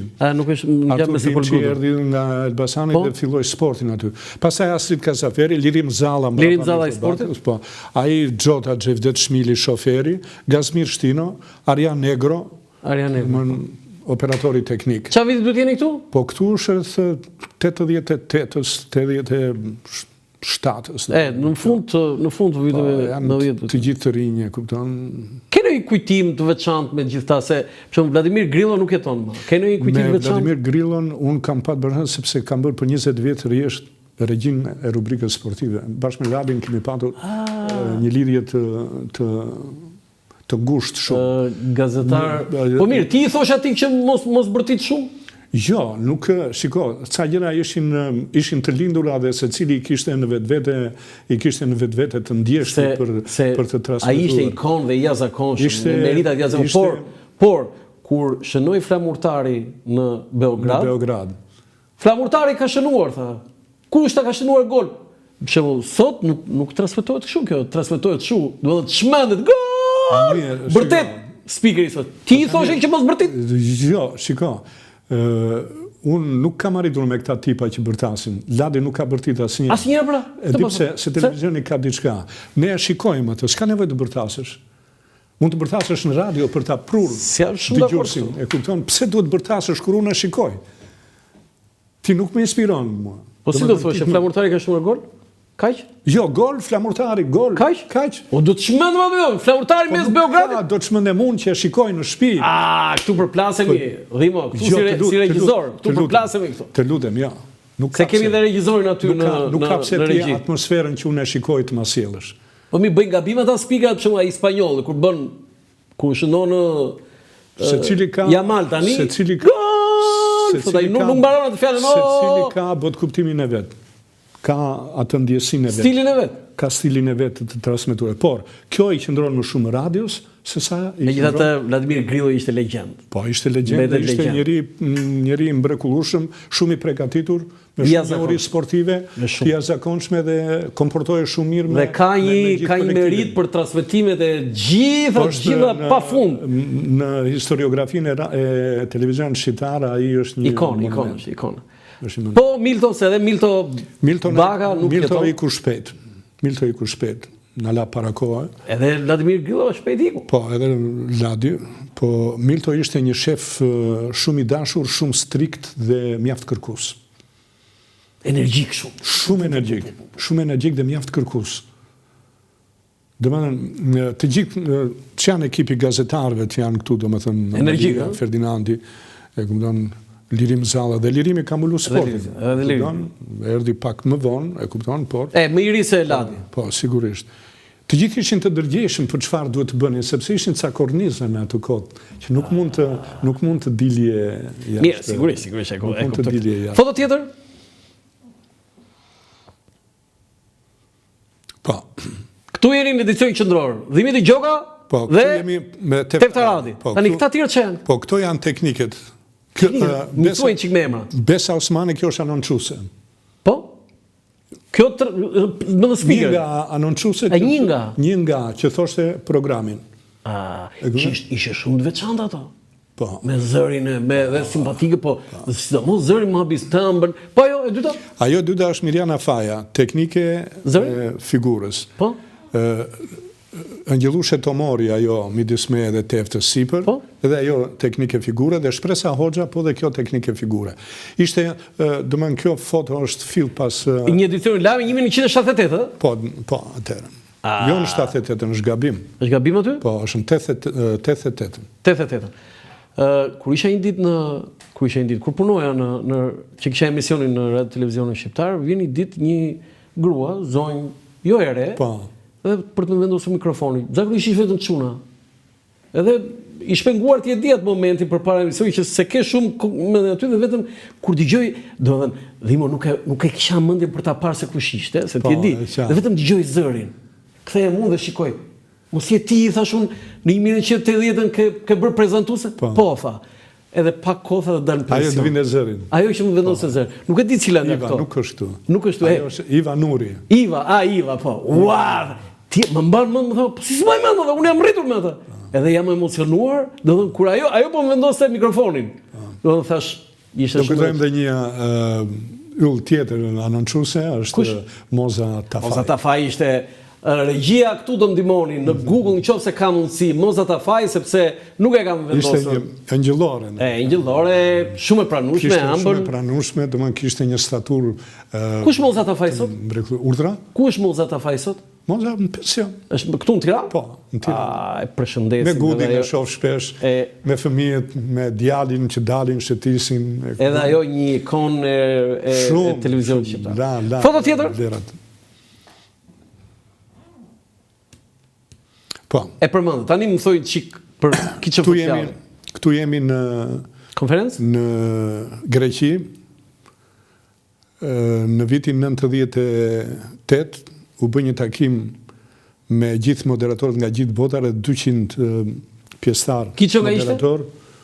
Kiçë fotjati nga ishte? Himariot. Pas keni bërë grupazhin atje të Himarës juve, prandaj ju ka thënë mirë Veroxha juve. Po sa Himariot kishte në rreth? Po edhe Ladi Himariot. Po pra, se edhe Vladimir Grillo, pastaj edhe çun Xhaxhajti që dhe ai ndroi jetë Grillo, gazetari i sportit.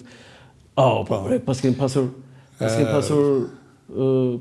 shumë Himariot juve në televizion? Tu jemi në Zapjo, në qendër të Athinës. Po? Dhe isha përfaqësues nga Shqipëria, isha unë dhe Kiço Fotjati mes 200 moderatorëve të shquar botëror. Morëm ca leksione aty, u bë ishte rreth një javë takimi. Na folën mjaft personalitetet të shquara në fushën e radios dhe televizionit nga mbar bota. Ju thatë atyre që jemi nga Himara, apo? Por nuk ra rasti. Nuk ra rasti, se dy Himariot, dhe Shqipëria përfaqësohet me dy nga Himara atje. U takuam me kryeministrin Simitisin, dhe Kiço Fotjati shkëputet dhe më thot mua, do shkoj të bëj një fotografi me atë, sepse djali i tij ishte martuar me greke dhe duhet të mbure krushqeve që unë e kam mik Simitisin. Dhe vajti bëri një fotografi me Simitisin, e kupton, dhe ishte një gjë shumë e bukur. Por ju folët greqisht aty? Se gjuha e nënës vetë greqisht. Po, edhe Kiço, po, greqisht. Greqisht folët, na pas kemi nderuar. Gjuha zyrtare aty ishte anglishtja. Anglishtja. Tani, problemi është që, me qenë se jemi këtu, Kiço është një fenomen i rallë i radio televizionit. Pse fenomen? Se kam dëgjuar këtë. Sepse unë e preka dhe në fillim, dhe më zëri ti ishte një timbrike e jashtëzakonshme. Qoftë për mikrofonin e radios, qoftë për televizion. Statura e tij televizive ishte mjaft bindse. Domethënë ishin përmbledhur te Kiço një sër karakteristikash profesionale të cilat e bën atë, domethënë, nga më të rallët speakerat. Tani, Kiço Fotjati, Dimitri Gjoka, Vladimir Grillo, Kosta Grillo, në Himariot tjetër, kishte në kush ishte tjetër?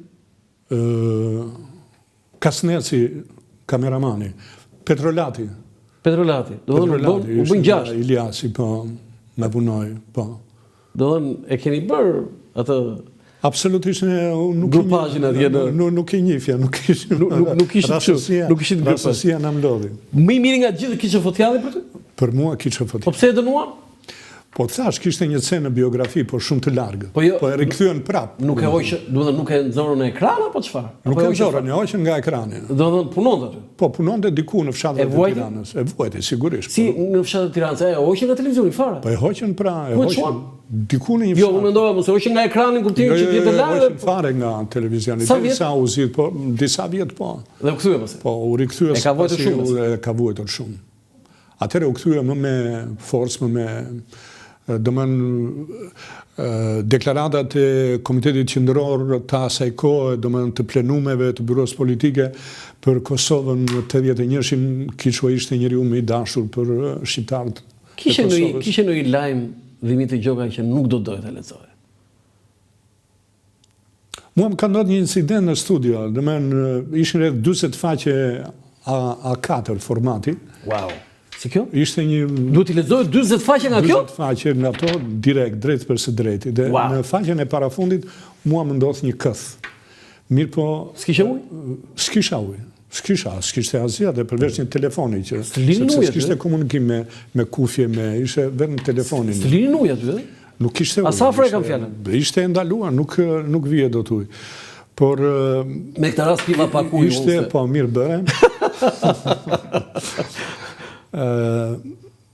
Ishte një material shumë i rëndësishëm, domethënë i vendimi i byros politike për qëndrimin me Republikën Jugoslave të Serbisë, Jugosllavisë. Jugoslavisë, domethënë. Edhe në fund nga ai tension i madh, domethënë nuk më dilte zëri miku, mundova të rregulloja kollaren, të bëja Live. ata s'po më ishin nga ekrani, e kupton, mbeti në një moment derisa mbyllet. E mbyllin ekranin, domethënë më heqin nga ekrani. Edhe unë po rria, po prisja tani kush e di çfarë do më bëjnë, e kupton, sepse kush e di çfarë dënimi do marr, çfarë. Nuk erdhën as pas 5 minutash, as pas çerekore, as pas gjysmore. Unë rria aty në tavolinë, nuk erdhi njëri. Më thanë që kishte marrë pastaj Ramiz Alia në telefon, njoftoni shëndetin e Dimitrit. Edhe aty vetë se kur vinë të gjithë, pasaj, po qa pate, po si, po qysh, po të... Sigur të qëthërë Ramiz Alia në gjë tjetër, kështë vdekën verje atë? Dhe në orën 10 unë dalë prapë. Dalë prapë, që të thoshë që jam mirë. Nuk ishte vdekën, ishte... Po, a i meresh me kulturën edhe me... Po, foto tjetër? Tani, nga Radio Televizion Shqiptar... Top Channel. Ti kalon Top Channel. Po. Pse i ke nga RTS? Po ishte një rastësi. Unë isha në një restoran me nipin tim, po aja bukur, kalon Tani i Topit. Dritan Hoxha. Po, mundet thot, vish pak, thot, po më i thash unë urdhro, qa bën si e si shkëm? E njën para? Absolutisht, jo. Më thot, mund të vish, thot, që nesër të fillosh të kun, thot, e ke rogën kaj, thot, e ke të kaj. Pa një pa dy, dhe më kjo është propozimi, e kuptone, dhe ti joshi më shumë roga, apo televizioni projekti ti? Po jo, kishe filluar të starton të mbar, mirë dhe kishte marrë emër Topi në atë kohë. Kështu që... Se je nisi me Alfons Gurash? Po, sigurisht, nisi me Alfonsin, me Keldemin, me Keldemin? Po, me Sonila Meçon, me... Po këtu i jepi lajmet me Sonila, po vetëm? Këtu isha me Sonilën. I jepi lajmet qift? Po, qift. Akoma qift vazhdojnë lajmet qendrore Top Channel. Top Channel. Por, mua më bëri një gjë, do më ndalem pak tek Sonila. Sonila kishte një memorie të jashtëzakonshme. Dhe nëse unë kisha pronterin përpara, Sonila e fikte pronterin. Dhe materialin ajo mjafton të njerë të lexonte dhe ishte kaq e aftë për ta komunikuar sa unë çuditesha kjo merret tër ditën o shmar tër natën dhe di me nga kur ma thot më pasaj që Dimitër thot unë kam një të lexoj, po edhe ajo me pik me presje, edhe gjysma e faqes të ishte e A4-s, domethënë ajo mjafton ta lexonte një herë dhe ishte në gjendje ta thoshte me pikë dhe me presje. Pse është kjo se ti je specialist? Është një aftësi e lidhur. Ashtu siç këtë e ka dhe ishtë bashkë prezentusja ime në festivale Silvana Braçe, e kupton? Edhe ajo të një të gjë. Do të pyes, ke edhe një të dyja këto dimension tjetër. Ktu i mban mend atë gjithta, ai Benvata, ai djali teknik, ai atje që kanë pas tani me emra po kush është kjo vajza, kjo Bjondja? Po është teknike atë. Teknike. Ngjatet si Eva Idrislari, po nuk është. Jo, absolutisht fare. Dhe këta janë të gjithë teknik. Ky është regjizori, ja rova emrin, i pari fare, domethënë. Po. Po, nga çunat e talentuar, regjizorët e talentuar. Foto tjetër? Altini ai teknikës. Pastaj kalove? Ige nga... Këtu jemi të... News 24. 24. Këtu jemi të News 24. E kam edhe atë të Albanian Screen, dhe e kështë vëmë për para, por nesër. Do të një gjë se të Albanian Screen ne shkuam dhe na bën një ofertë shumë të mirë, por ata nuk u treguan korrekt me ne, na tradhuan në kuptimin e mirë të fjalës, por rreth 4 vjet. Po pas ka tradhuar në kuptimin... Po, na dhan një, domethënë na ofruan me rroga marramendse, me rroga shumë të mira. Bëre mirë apo gabim që ikën në Top Channel? Si e le Top Channel më burr? Bëra shumë gabim për vetë faktin sepse ai sa kishte marrë atëre rafinerinë e Raftës në Ballshë dhe thamë që, domethënë, Për kë ke fjalën? për Taçin. Rezar Taçi. Po dhe të ofroj ty te televizioni. Se ti nuk je thjesht vetëm speaker aty, ishe edhe drejtori Po, imazhi. drejtori imazhi, po. Dhe më ofruan dhe domethënë mua më joshi rroga, me thënë drejtën, sepse ne kohë tranzicioni kalonim edhe ku ti ishte rroga më e mirë, e kupton, do të Bëre gabim që ikën nga Top Channel. Bëra gabim sepse më vonë e kuptova që bëra gabim, se fillimisht po, pastaj filloi të na jepte rrogën një ditë po, një muaj po, 2 muaj jo, e kupton, derisa vati 2 vjet s'na dha rrogën fare. Se si ke marrë rrogat? Qëtërisht 2 vjet, domethënë pa marrë rrogën. Çfarë thua? Është derisa pastaj na u dha në fund, e kupton, po ishte shumë vonë. Dhe kalova tek News 24 pastaj. Te News 24 gjeta aty në kolektiv, por dhe aty, domethënë punohet nga pronarët, domethënë në përgjithësi punohet jo mirë me dhe të cilët kolegët tanë do të vuajnë kur të dalin në pension. Sepse marrin kanë 2 borderoj, një borderoj që marrin në dorë, nën dorë, e kupton, dhe një borderoj që shnohet me një rrogë. Foto tjetër se e kemi News 24. Jo, okay, se është fotoja, është fotoja e paralel. Sepse është shumë shumë e rëndë. Edhe futen në siguracione shumë të ulta, cilat nesër për pension do t'jenë shumë të vështirë për ata. Tani kishe edhe djalin në speaker? Po, kisha edhe djalin. Ai e ndërpreu karrierën? Ai e ndërpreu, djalim ka mëruar për juridik, kërkonte të ndite babin, arriti rezultate shumë të mira, por i pëlqeu më shumë të shkonte në emigracion se gjeti një punë më të mirë. Në Gjermani? Me të ardhura më të mira, e kupton edhe. Në cilin qytet është? Është në Stuttgart. Është mirë? Po, është mirë. I kënaqur. Ai është kënaqur dhe ti je kënaqur. Foto tjetër? Shumë i kënaqur. Këtu është rikthimi yt në RTS. RTS. Falenderoj shumë se më ka ardhur në emision. Ja thash dhe stafit, ka filluar Landi këtu emisionin, erdhe, mbarove edicionin e lajmeve dhe erdhe the. Landi vetëm për të dhënë dorën tha urime. Po. Nuk e harroj. Po. Nuk e harroj. Ishte rikthimi im për këto 4-5 vitet e fundit. Rikthimi ishte i përmallshëm, ishte domethënë pata emocione, rikthimi nga fillimi pas një shkëputje prej gati 15 vitesh në për televizionet private. Ishte një vjushmëri shumë... Prap qifti dhe lajmet? Jo, nuk humbja jo... Humbja jo. Me ke jepi lajmet? Vetëm do. Vetëm, nuk shemë... Po ca kohë ishe me Blertën? Blertën të fajnë? Jo. Apo jo, kështë edicion tjetër? Ishit ju grupi i speaker? Ishe grupi. Ishte keni një fotografi që keni dalë, por nuk dhatë... Kjo është studio e re, që kur vajta u bë studio e re e lajmeve. E lajmeve, po.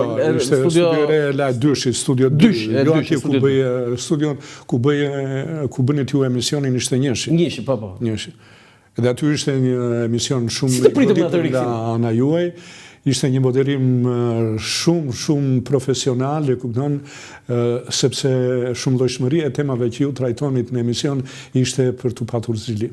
Kjo është kështu si më vargi. Ishte një shkollë për të mësuar dhe gazetarët e tjerë, domethënë për mënyrën se si ju komportoheshit edhe transmetonit mesazhet për teleshikuesin. Më bëre me turp, mu duk sikur më vare një dekorat. Absolutisht, njeriu t'jepi atë që i takon sa është gjallë. E thën nga Dhimiti Gjoka, nuk e ke idenë se sa jam, do thënë, i lumturuar në këto momente. Foto tjetër.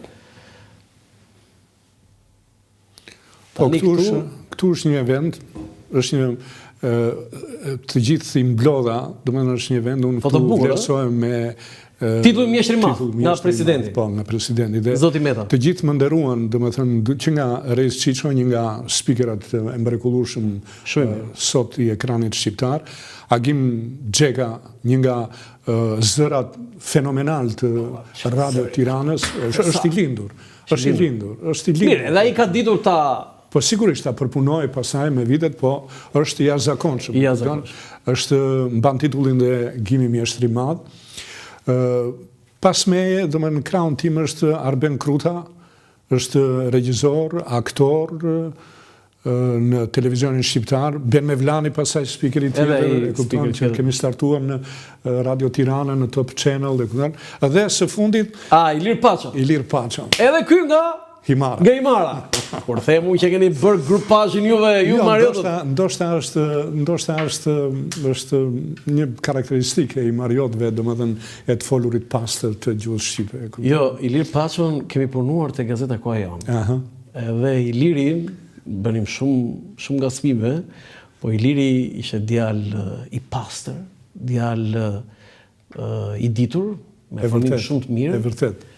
Dhe e ngasmonim shumë, e ti e ke parasysh se për çfarë e ngasmonim, por më krijonte gjithmonë atë një djalë gjithmonë i zgjuar. Shumë dinjitoz në ekranin e Top Channelit. Edhe është nga speakerat më të stabilizuar. Është shumë i stabilizuar dhe shumë produktiv. Dhe shumë i dashur për teleshikuesit, i ngrohtë, i ëmbël, i komunikueshëm, i respektueshëm. E ke ti produktin tënd? Do të thënë e ke ndihmuar? Jo, nuk e kam, ne kemi qenë bashkë. Jo, flasë e ke ndihmuar në ato fillimet e vet, sa i ka qenë gazetar politike. Po, tani nuk besoj se... Do të thënë është nga të rrallët speaker, që nuk e din backgroundin Ilir Paçës, që ka qenë gazetar reporter politike. Dhe mbulonte PS-n për institucionet politike, Partinë Socialiste dhe tjera. Po reporter. Dhe pastaj e kaloi në speakerim. Foto tjetër? S'kemi më foto. Ka që ishte? Jo, unë do doja të kishim prapë foto. Nuk ka rëndësi, ne jemi të gjallë. Do doja e imagjino Ne jemi tani të gjallë. Jo, imagjino çfarë, do thënë çfarë. Fotot kanë vendin e vet, ne tani në ekran kemi vendin ton, kështu që unë do doja se edhe më shkruajnë këtu si duken këta speakerët e rinj, ty thimi të Gjoka që ke 50 vjet që e bën këtë punë dhe speakerët djem, po sidomos vajzat, se kam shumë vajza speaker, do të themi këtë. Si duken? Në pjesën më të madhe ka moderator, speakera shumë të talentuar. Një pjesë tjetër është mediokriteti, është institucionalizuar dhe ka mbetur si i tillë në disa ekrane tonat. Kështu që ka një disnivel midis përsosmërisë, aftësisë, profesionalizmit dhe mediokritetit. Por është e keqe ajo kur mediokriteti institucionalizohet dhe shitet si profesionalizëm, si aftësi. E thua shpesh kur shikon në një speaker e thua si mund dali kjo në ekran? E heq. E heq? Po. Nuk e thua shpesh? Po, ndeshem shpesh po besoj se ndeshemi shpesh Jo, ndeshemi, po kur e bën këtë dhe mi të Gjoka, ka tjetër vlerë, sepse ju përveç se jeni regjizor, ju keni mbi supe një... Unë edhe më vjen keq që kanale televizive kanë në gjirin e tyre, domethënë. Mes tyre më keq janë vajzat se sa djemt? Po, tani aty janë, e kupton? Aty janë. Nuk të pëlqen paraqitja apo artikulimi? Janë një sër gjëra. Nuk janë të aftë komunikojnë, e kupton? Nuk kanë diksionin e dur për atë punë, nuk kanë staturën e dur për atë punë, e kupton? Nuk kanë qëndrimin e dur për atë punë. Dgjoj, do të them një sekret televiziv. Në jetë janë dy vëmendje. Është vëmendja e përqendruar, për çka unë, ju, do themi për teleshikuesin që na ndjek, dhe është vëmendja e shpërqendruar. Po ti shohësh të dyja, vëmendje e përqendruar dhe shpërqendruar janë si dy shina treni që nuk puqen njëra me tjetrën. Në ekranin televiziv, në tavolinën që je ulur ti dhe jam ulur unë, këto të dyja bashkohen më shumë se në asgjë tjetër, për vetë faktin. Sepse unë, duke komunikuar fjalën, duke u komportuar me ty, njëkohësisht bëj autokontrollin e vetes, a jam drejt, a e kam kollaren drejt, a e kam këmishën drejt, a e kam çaketën drejt, a është qëndrimi drejt, a është fiziku drejt. Mos ndoshta po qesh ku lajmi është serios, mo ndoshta jam serios ku lajmi është pak më sportiv, e kupton? Mos ndoshta këtë lajm sportiv unë e lexoj sikur është lajm politik, mos ndoshta këtë lajm kulturor unë e lexoj sikur është lajm, kuptoni se çfarë thellësie ka Dimitri Gjoka që ka dhënë 50 vjet edicionin e lajmeve, e kuptoni çfarë thellësie. A jam unë në rregull me këtë që po them thot? Nëse lajmi është politik, a i përshtatem unë asaj që po lexoj? Këtë e bën vetëm një profesionist. Ky është sekreti më i madh që duhet të ketë një moderator përpara ekranit. Pra, në shumë sekur, vëmendje e përqendruar në mesazhin që përcjell, do të eci paralel, pa u shkëputur me staturën. Mund të përmendësh disa që ti vlerëson një speaker meshkuj dhe disa që vlerëson speaker vajza? Shko, meshkujt kanë një kollara, një këmish, një xhaket. Kollara. Manë mend sa kravata ke vënë në edicionet e lajmeve? Qindra. Qindra? S'ta kam thënë këtë, por Redi Seamini në 97-ën ka raportuar një lajm në gazetën Koha Jon kështu. Sot tha, Redi, çka ke ti sot, i thot shkollaku? Sot tha, Dimitri Gjoka mbush, nuk e di sa mbush e ti, që po jep lajmet, tha. Dhe gjithë kjo kokër nga Redi, gazetar ekonomie, Redi Seamini raportoi këtë lajm në redaksi. Po mirë, tha, ka bërë punë vet. Ka bërë punë vet, tha, po. Asnjëri tha se ka bërë si ai, tha. Do të kemi keshën gjithë. Dhe shkruajtu lajm në gazetën Koha Jon. Faleminderit, po e mbaj mend. Ndërsa për femrat. Po, do përmendët disa meshkuj? Po jo, mos i përmendi me emra. Nga sa të rinë, jo, arben me Vlani dhe këta, sa ta e kanë. Mos i përmendi me emra. Ndërsa femrat kam një vredje shumë pozitive për ato, e kupton? Kanë shumë lajle lule, kanë shumë bijuterira, kanë shumë unaza në përduar, e kupton? Kanë të cilat e zvordin figurën. Aksesor, për më thënë i piercing, kështu. Thjeshtësia në ekran është gjithmonë thjeshtësia dhe aftësia profesionale ecin paralel. Ato të përcjellin mesazhin që ti të bësh i dashur për teleshikuesin. Domethënë, është atje në shtëpi, ata njerëzit tanë në shtëpi janë duke gruaja, goca, nëna, babai, janë duke a ke mundësi që ti për atë kohë që ti je në ekran ti bësh që ti lëm për gjysmë ato dhe të ndjekin ty? Sa bukur ka thënë. E kupton? A ke kjo është ajo. A të kërkojnë këshilla? Po, domethënë një pjesë e madhe e moderatorëve kanë kaluar nga dora ime. Për shembull. Po tani mos i zëm. Jo, a të kërkojnë këshilla? Nuk më pëlqen ti. A të bie telefoni? Po, jemi shpesh, domethënë, po, telefoni më ka rënë edhe për ide, edhe për ndonjë këshill. Por shpeshherë ato janë bërë në biseda tavolinash, domethënë, këshillat edhe. Tani, në bisedat tona kemi harruar një dimension tjetër, kemi prezantuar festivalet, se unë nuk gjeta video, por nuk na lejohet për të drejtë autorit dhe nuk e transmetoja dot. Dhe nuk gjeta foto nga aktiviteti për ti ke prezantuar festivalet. Sa festivale? Tani, në 79 kam prezantuar festivalin e parë të 19-tin. Me Silvana Braçën. Po si të caktuar? Po unë kisha filluar në ekran atëre, isha pjesëtar i televizionit shqiptare. Po jo, çaj quhesh ju konferencier quhesh? Po, konferencier, kështu që. Konferencier. Në atë kohë, ajo ishte fjala. Konferencier. Se kam kuptuar asnjëherë atë. Do bësh konferencë, ju ishi konferencier, po ju në fakt ishin drejtues. Ajo ishte është fjala e konferencë, domethënë bëj konferencë dhe ai që fliste ishte konferencier. Jo, ku ishte festivali thoshte konferencier. Speaker më shumë, domethënë ishte speaker i festivalit. Në fakt nuk është kjo frazë, e ke menduar që nuk është kjo frazë e duar, sepse kur kam qenë në Amerikë ata i thoshin anchor. Dhe unë ma shpjegoj njëri anchor. Do e di çfarë ishte? Speranca ma anchor. Do në botën e marinës, do ishte Speranca, anchor. Këta ishin. Jo, i thashun, në Shqip nuk i themi kështu, i tha. Po çfarë thoni? Fillova unë të t'ja shpjegoja fjalën speaker, se speaker, në anglisht ajo. Jo, më thënë çfarë speaker dha, se speaker dha. Prezantuesin, e kupton më afër, po dhe. Jo, ata thoshin kështu, shumatorja jonë gjithë është ai. Po. Ashtu si kundër speaker është kryetari i parlamentit, e kupton.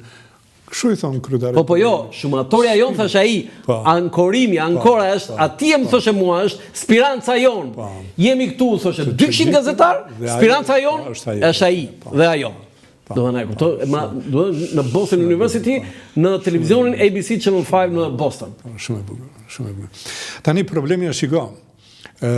Pasaj janë festivali pas 19 cerdi festivali. Jo, në 19 pritje këtu, me Silvana Braçën. Se të dy kështu kinga këtu, domethënë një djalë i pashëm atje dhe i vajzë bjonde. Ishte shumë i suksesshëm festivali 19. Po se çka paca këngë të veçanta të bukura, a? Unë ndjeva kënaqësi sepse ishte në ëndrat e mia të prezantoja dhe unë nuk e kërkova. Dikush propozoi, e kupton dhe u aprovua për njerësh propozimi. Për juve. Po pse pikërisht me Silvana? Silvana ishte propozuar nga dikush tjetër. Ne u puqëm... Edhe ajo ishte në RTS? Jo, nuk ka qenë në RTS. Silvana ka qenë studente në ekonomik atëherë. A, studente në ekonomik? Vitë parë, më duket e kupton, diçka e tillë. Dhe ajo ishte propozuar nga dikush tjetër, ne u bashkuam në televizion. Domethënë në ditën dhe orën që na lanë për tu takuar. Si ishin provat? 1 muaj, 2 muaj, sa zgjasin provat? 3 muaj. Po tani ne fillonte që në shtator pregatitje. Po për ne ishim në fund, domethënë muajin e fundit, domethënë muajin dhjetor, fillimi dhjetor. Po përgatitjet fillojnë në shtator? Po, përgatitjet për festivalin fillojnë gjithmonë në shtator. Tani problemi është që ashtu siç e përmenda pak më parë se dua ta aksentoj edhe këtë gjë me Sonila Meçën edhe Silvana ishte memorie, domethënë që njerë ta lexonte, ajo ishte absolutisht e jashtëzakonshme. Dhe më çuditi, Juliana Jorganxhi atëherë ishte edhe skenaristi e festivalit. Poetja jonë e famshme, mrekullueshme, e suksesshme, e jashtëzakonshme. Dhe na jep fletët, domethënë na jep skenarin. Dhe për 5 minuta, 10 minuta do dinim në provën e përgjithshme, domethënë generale. Për provën generale. 48 orë para. Po dhe unë lexoj, filloj fjalët e para se më kanë bërë edhe sot në mendje domethënë si një devizë ajo spektatorë të nderuar, dëgjues të radios dhe teleshikues kudo që jeni, mirëmbrëma. Kjo është deviza e jashtëzakonshme e hapjes festivalit. E hapjes festivalit. E atyre viteve. Spektatorë të nderuar, që nderon spektatorët janë aty, dëgjues të radios dhe teleshikues kudo që jeni, mirëmbrëma. Kjo është shprehja më e saktë edhe më e bukur dhe filluan ato më poshtë. Silvana fillon dhe ti thoshte pa pse s'po ul kokën.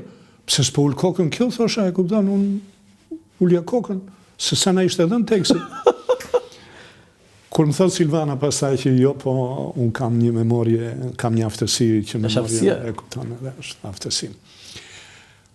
Doli shumë i suksesshëm festivali. Aty pata kënaqësi sepse u takova me shumë personalitete të shquara të fushës muzikës, të këngës, e kupton, me të madhe Vaçezela, e kupton. Si ishte Vaçezela? Vaçezela kishte shumë emocione. Ishte emocione? Nga pas skenës ajo dridhej shumë. Ajo vetëm sa fillonte introduksioni këngës, ajo çlirohej domethënë. Po, nga mra pas skenës deri te mikrofoni, ajo kishte dridhej e tëra, kishte shumë emocione. Tregoj detaj që se kanë dëgjuar asnjëherë këtë. Po. Që mua më thoshte Vaçezela ishte me vërtet e madhe, kishte edhe këtë që mund të zgjidhte këngën, sepse kishte një autoritet. Që se kishin gjithë. Po, sigurisht. Ose më saktë kishte vetëm ajo, dhe gati e shikoi kështu si hyni, po kishte shumë emocione, Po, shumë. Po, kush e fitoi çmimin e parë në 79-ën? Në 79-ën e fitoi Vaçja. Vaçja me Myfaret e Greshetin? Me Myfaret e... Në muaj do pres Greshetin? Shoqetona ilegale. Shoqetona ilegale? Po, diçka e tillë. Do të në fund ti e prezantove ti Vaçën? Po, çmimin e parë. Po atë... Po atëherë këngët këndoheshin në dysh. Domethënë këndon ndonjëherë Vaçja. Jo, ma tregoj çik ta si the përsërisim këngën në 3 interpretime të reja. Ua, sa e bukur ishte ajo. Domethënë përsërisim këngën në 3 interpretime të reja. Domethënë ai ishte sepse ishin të dubluara këngët, ishin domethënë një këngë këndohej nga 2 këngëtar. E kupton? Kështu, prandaj Dhe tjetër kush bën përshtypje nga këngëtarët? Kush ka bërë më shumë përshtypje? Po ishin, domethënë atëherë ishte Vaçja, po, ishte sa kishte filluar me Myfaret e Laze me Zërin e Mrekullueshëm. Që Vaçja tha që kjo është pasardhësia ime. Po, ishte Bashkimi Ali Bali. atëherë kishte startuar Irma Libohova. Po për Shivi Simaku? Edhe para Shivi Simaku, atëherë ishte festivali parë për të dëmën. A ka qenë 15 vjeçë për? Po, ka qenë e vogël. Çfarë përshtypjet ka lënë për Shivi Simaku? Po, unë përveç se skenës nuk jam takuar në ambjente jashtë skenës. Por ishte mjaft korekte, shumë skrupuloze për ato që i thoshte kompozitori, ishte jepte maksimumin dhe arrinte rezultate shumë të mira, Të erdhi keq për atë historinë e saj që sigurisht, ashtu ëndra e të gjithë njerëzve vipa në fushën e aktrimit, në fushën e këngës që shkuan në Amerikë, ishte Hollywoodi, por jo të gjithë mund të arrin atje, kupton, jo të gjithë. A kishte këngëtar Dimitër që ishin të përkëdhelur, i shikoja aty që kishin një lloj sigurie, që në prova, gjatë provave flas, që ty të krijonin, Shiko, nuk mund të përkëdhelia nuk mund të dukej haptazi. Domethënë aty ishte një start konkursi kush të dilte sa më mirë, e kupton? Është Sota, Lindita Sota, një nga këngëtarët e mrekullueshme. Sota e kishte fëmijërisë, nuk e ngatroi Dimiti, se thotë njëri ngatroi. Po. Lindita Sota të vajzërisë, dhe pastaj u martua muri Theodori. Po, ne po flasim për kohën që kishte atëherë. Po, Lindita Sota. Atëherë ndjej një ambicie profesionale shumë domethënëse. Ndjej një ambicie profesionale midis kompozitorëve, poetëve, e kupton, edhe këngëtarëve. Kush të mundoj që të paraqitej sa më mirë për të dhënë maksimumin, këngët ishin direkt, nuk ishin të regjistruar. Gjithçka live. Kështu që deri në momentin e fundit menin udhëzime nga kompozitorët, menin udhëzime nga poetët, kujdes këtu theksoj, mos harrosh këtë, mos bësh këtë. Dhe ajo ambicie profesionale bëri që të evidentoheshin këta këngëtarë të mrekullueshëm që në lanë perla sot që ne i dëgjojmë me një. Kishte një këngëtar që e dojmë shumë nga të gjithë? Vacezele. Vacezele, e dojmë shumë. Vacezele. Pastaj më pas në festivalin e interpretuesve që u bë këngë testimes për herë të parë. Po se e prezantuat ju atë? Po, u rikthye. Ishte një revolucion. U rikthye, po, u rikthye Anita Taki. Sepse dhe ajo ishte dënuar. Nuk e di për çfarë arsye, edhe startoi pas dënimit tek festivali i parë i interpretuesve. Që e keni prezantuar ju? Që kam prezantuar unë. Në 83-shin? Bashkë me Jacqueline Dhimojanin. Jacqueline Dhimojanin. Mimoza Lasticën? Mimoza Lasticën. Atë me atë ke prezantuar, Mimoza Lasticën. Nuk ishte më Mimoza Lastica ajo, po tani ishte një femër e rritur, e pjekur, e kupton, dhe prezantoi me dinjitet. Prezantoi shumë bukur. Tani, Dhimo, një djali... Edhe ajo ishte i Mariota. Edhe ajo i Mariota. E keni bërë ju me grupashën. Tani, Dhimo, një djali pashëm si ty, me shumë famet e tjera, si ishte ky raport yt me vajzat, se ti ishe një qetë vëmendës, nuk ka qenë pak ato i thoshin të martohem unë me, se është edhe një film, thotë martohem, ai djali thoshe me një speaker, po mund të kishe edhe vajza që të adhuronin ty. Ka qenë shumë korrekt. Shumë, jashtëzakonisht shumë korrekt. Sepse unë e ndjej që isha në qendër të vëmendjes, e ndjej që më ndiqnin hapasapi, e ndjej që çdo lëvizje ime ishte kontrolluar. Kush ndiqte hapasapi? Po, kush ndiqte? Përveç se njerëzve të sigurimit. Të ndiqin sigurimin? Njerëzve që të kolektivit që punonin për sigurimin e të tjere. Aty në RTS funksiononte sigurimi? Po, sigurisht, po. Ka pasur spion aty brenda? Ka patur disa. Ju ka bërë dëm? Ka patur disa. Jo, unë nuk... Jo, s'ka bërë dëm ty. Po tjerëve u kanë bërë dëm? Kanë bërë dëm, kanë bërë shënime, Si ka qenë lidhja e dashurisë tuaj me bashkëshorten? Ju keni bashkëshorte një zonjë të nderuar, një historiante, arkiviste? E rastësishme, i me shoqe vazhdonte, unë isha në vit 4, ajo ka qenë për fagot student në vit parë. Të artet? Migena, për fagot. Për fagot. Po, ishte femra... Te Instituti Lartë i Artet? Te Artet, ishte femra e parë frymore për fagot dëmë. Për fagot ka qenë e para? Edhe aty sigur ma drodhi syrin. Më pastaja, sigurisht, më pasi mbaruam akademin, aty u lidha... Nga është Migena? është nga Tiranse. Tiranse, me çfarë emri? Metou. Jati saj ka qenë drejtor artistik i televizionit shqiptar, regjisor, me emër Kadri Metou. Po si i tha, çfarë reagimi bëri vjerri i ardhshëm kur i tha e bia që unë dashuroj këtë që jep lajmet? Po, mirë më i tha ti e di, a e do, atë pëlqenë. Si që ndot rëndom në këto historirat familjare, kur një njeri prezenton atë që do në shtëpi, janë ato po si... Çfarë thot Migena kur i thoti që unë jam gjuhën e nësime është greqishtja? Unë nuk e di pse i mëshon kësaj gjë. Jo, unë si kam mëshuar asnjë, unë sot, vetëm sot po më mëshoj. Sistem që parë dhe unë thash jam i Mariot. Tani nuk është... Jo, absolutisht ajo është shumë e kënaqur me Imarën, unë e kam bërë që ta doj shumë, ta dashuroj Imarën, jo vetëm atë, po edhe fëmijët, e kupton? Po, fëmijët si? Edhe fëmijët... E duan Imarë, shkojnë Imarë? E kanë kështu, domethënë nuk mund të rinë pa shkuar. I keni shtëpi atje akoma? Po, kemi shtëpinë e Trungut. Të gjyshit? Shtëpia të gjithë, do të thonë e madhe, shtëpi e madhe. Po, shtëpi normale. Tani, dhe një gjë tjetër, çfarë është lidhja jote me Skraparin që i ke për zemrën dhe Skrapalin, që gjithmonë ma përmend këtë? Tani... Nga Imara, do të thonë Skrapar. Unë me Skraparin tuaj kam lidhje shumë të ngushtë, sepse motra e madhe imja është martuar në Skrapar. Ajo mbaroi për Gjulet Ersi dhe u emrua në Skrapar, fillimisht në Dobrush, pastaj në Grepsk, dhe burin e ka Skrapalli, u martua me Skrapalli. Një familje nderuar, e respektuar, nga pëllumbajt e Nishicës. Njerëz shumë të nderuar, shumë të dëgjuar, dhe një fis i zgjeruar. Po, shumë i zgjeruar. Dhe Beler? Po, Beler. Do me sër, një sër, jo... Të fisën. Do me vërtet një Mariot është martuar në Skrapar, do një largësi dhe një palidhje. Babaj tyre Kemal Nishica ka qenë një personalitet i shquar i Skraparit, e kupton.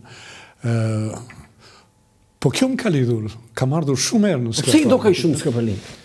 Po sepse janë njerëz për të dashuruar, janë njerëz të zakonit, janë njerëz të dashur, janë njerëz që të ofrojnë mirësi, janë njerëz edhe trakisti. Ty pra ty, ajo është të traditës.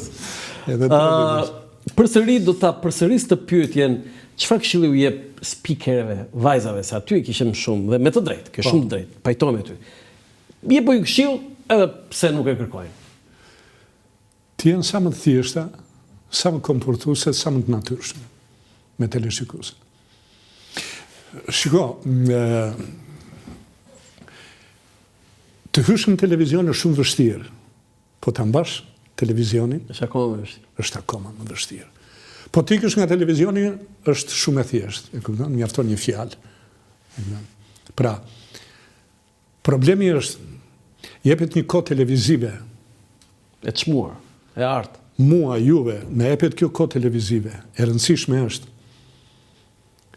Jo të mbushim një kohë televizive, po çfarë të veçante do të bëjmë në këtë kohë televizive, në këtë orar televiziv që ne na është dhënë, e kupton, që teleshikuesit t'i lëmë bresa, e kupton, që të na simpatizoj, të na dashuroj, të na përkra me mendimet, e kupton, që nesër të thot po, si Landi nuk ka, e kupton, si Dimitri nuk ka. Domethënë që të lëmë bresa për edhe emisionin e radhës, edhe emisionin tjetër, sepse bëhen shumë emisione, po që dallim ka një emision nga tjetri, dallim ka një moderator nga një moderator tjetër. Çfarë përgatitje ka një moderator nga një moderator tjetër? Sa i aftë është teleshikuesi është, domethënë ekranit lexon dhe qerpikun, të lexon edhe qimen e kokës, jo më mendimin, sa i saktë je në këtë mendim, në këtë konkluzion që arrin. Sa përçus i çmuar je për atë që dëshiron teleshikuesi të dëgjojë në ekran. Ky është një çelës që e bën atë të ndjeki vazhdimisht. Ndryshe ti merr fund. Ky është një leksion falas nga Vimiti Gjoka. Dëgjojeni sepse vetëm ju ndihmon. Kështu që në këtë kontekst, e kupton, është përgjegjësi e madhe të jesh moderator. Unë për ta mbyllur, më kujtua tani një histori që kemi bashk. Kemi qenë në vitin 2000, në nëntor të vitit 2000, një 2 javë në Arabi Saudite, me një ftesë të Ministrisë së Kulturës së Arabi Saudite. Ishte me ftesë të mbretit të Arabi Saudite, domethënë, por tjetër gjë se ishte tani na qeftuar Ministria e Kulturës. Po edhe mbreti. Po, mbreti e kishte pranuar, domethënë, pa mbretin ata nuk bëjnë dot. Tani ne ishim gati mos gaboj një 10-15 gazetar. Po, kaq. Nga Shqipëria. Po. Ne kaluam goxha aventurë. Po atë aventurë që ka kaluar ti Vimiti Gjoka, nuk e ka kaluar.